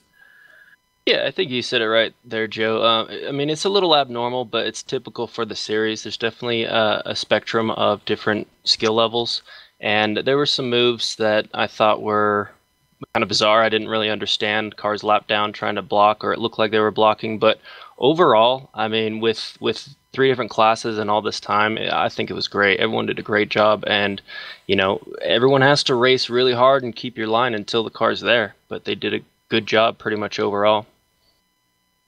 Well, once again, congrats on 4th. Commiserations on just missing out on the podium. You certainly gave us a great show today. That was Ryan Bird, 4th place finisher at the Petit Le Mans. We're going to close it up today, though. We've been on there for quite a while, and we're looking forward to the final round coming up next. But until then, we want to thank Volt Vapes, the official sponsor of the Pacific Majors. And, of course, thank you to Mike Willett, the organizer that a few of the drivers have mentioned. He really does a lot of stuff, like so much stuff behind the scenes that we can't continue to stress. It's a lot of stuff to keep track of for him. Thanks to the software and hardware that we use for our broadcast. You can see those listed on your screen. Additional thanks to our musical contributors, Eric Ekholm and Casey Lalonde, whose music you can also find at the websites listed. Thanks to the team today, Amjad, Bill, and Sean. If you'd like to find out more about GSRC, you can find it at globalsimracingchannel.com, along with archived races and upcoming broadcasts. We're also on Twitter at GSR Channel and Facebook at /GlobalSim Racing Channel. Next race is going to be Mount Panorama, the Bathurst 500. Boy, you talk about challenging. That is going to be punishing. It'll be Sunday, October 16th at 8:45 p.m. Eastern. We also have upcoming races for other series on screen, so check those out and mark them down on your calendar. However, until next time, race clean, race hard, and we'll see you on the track.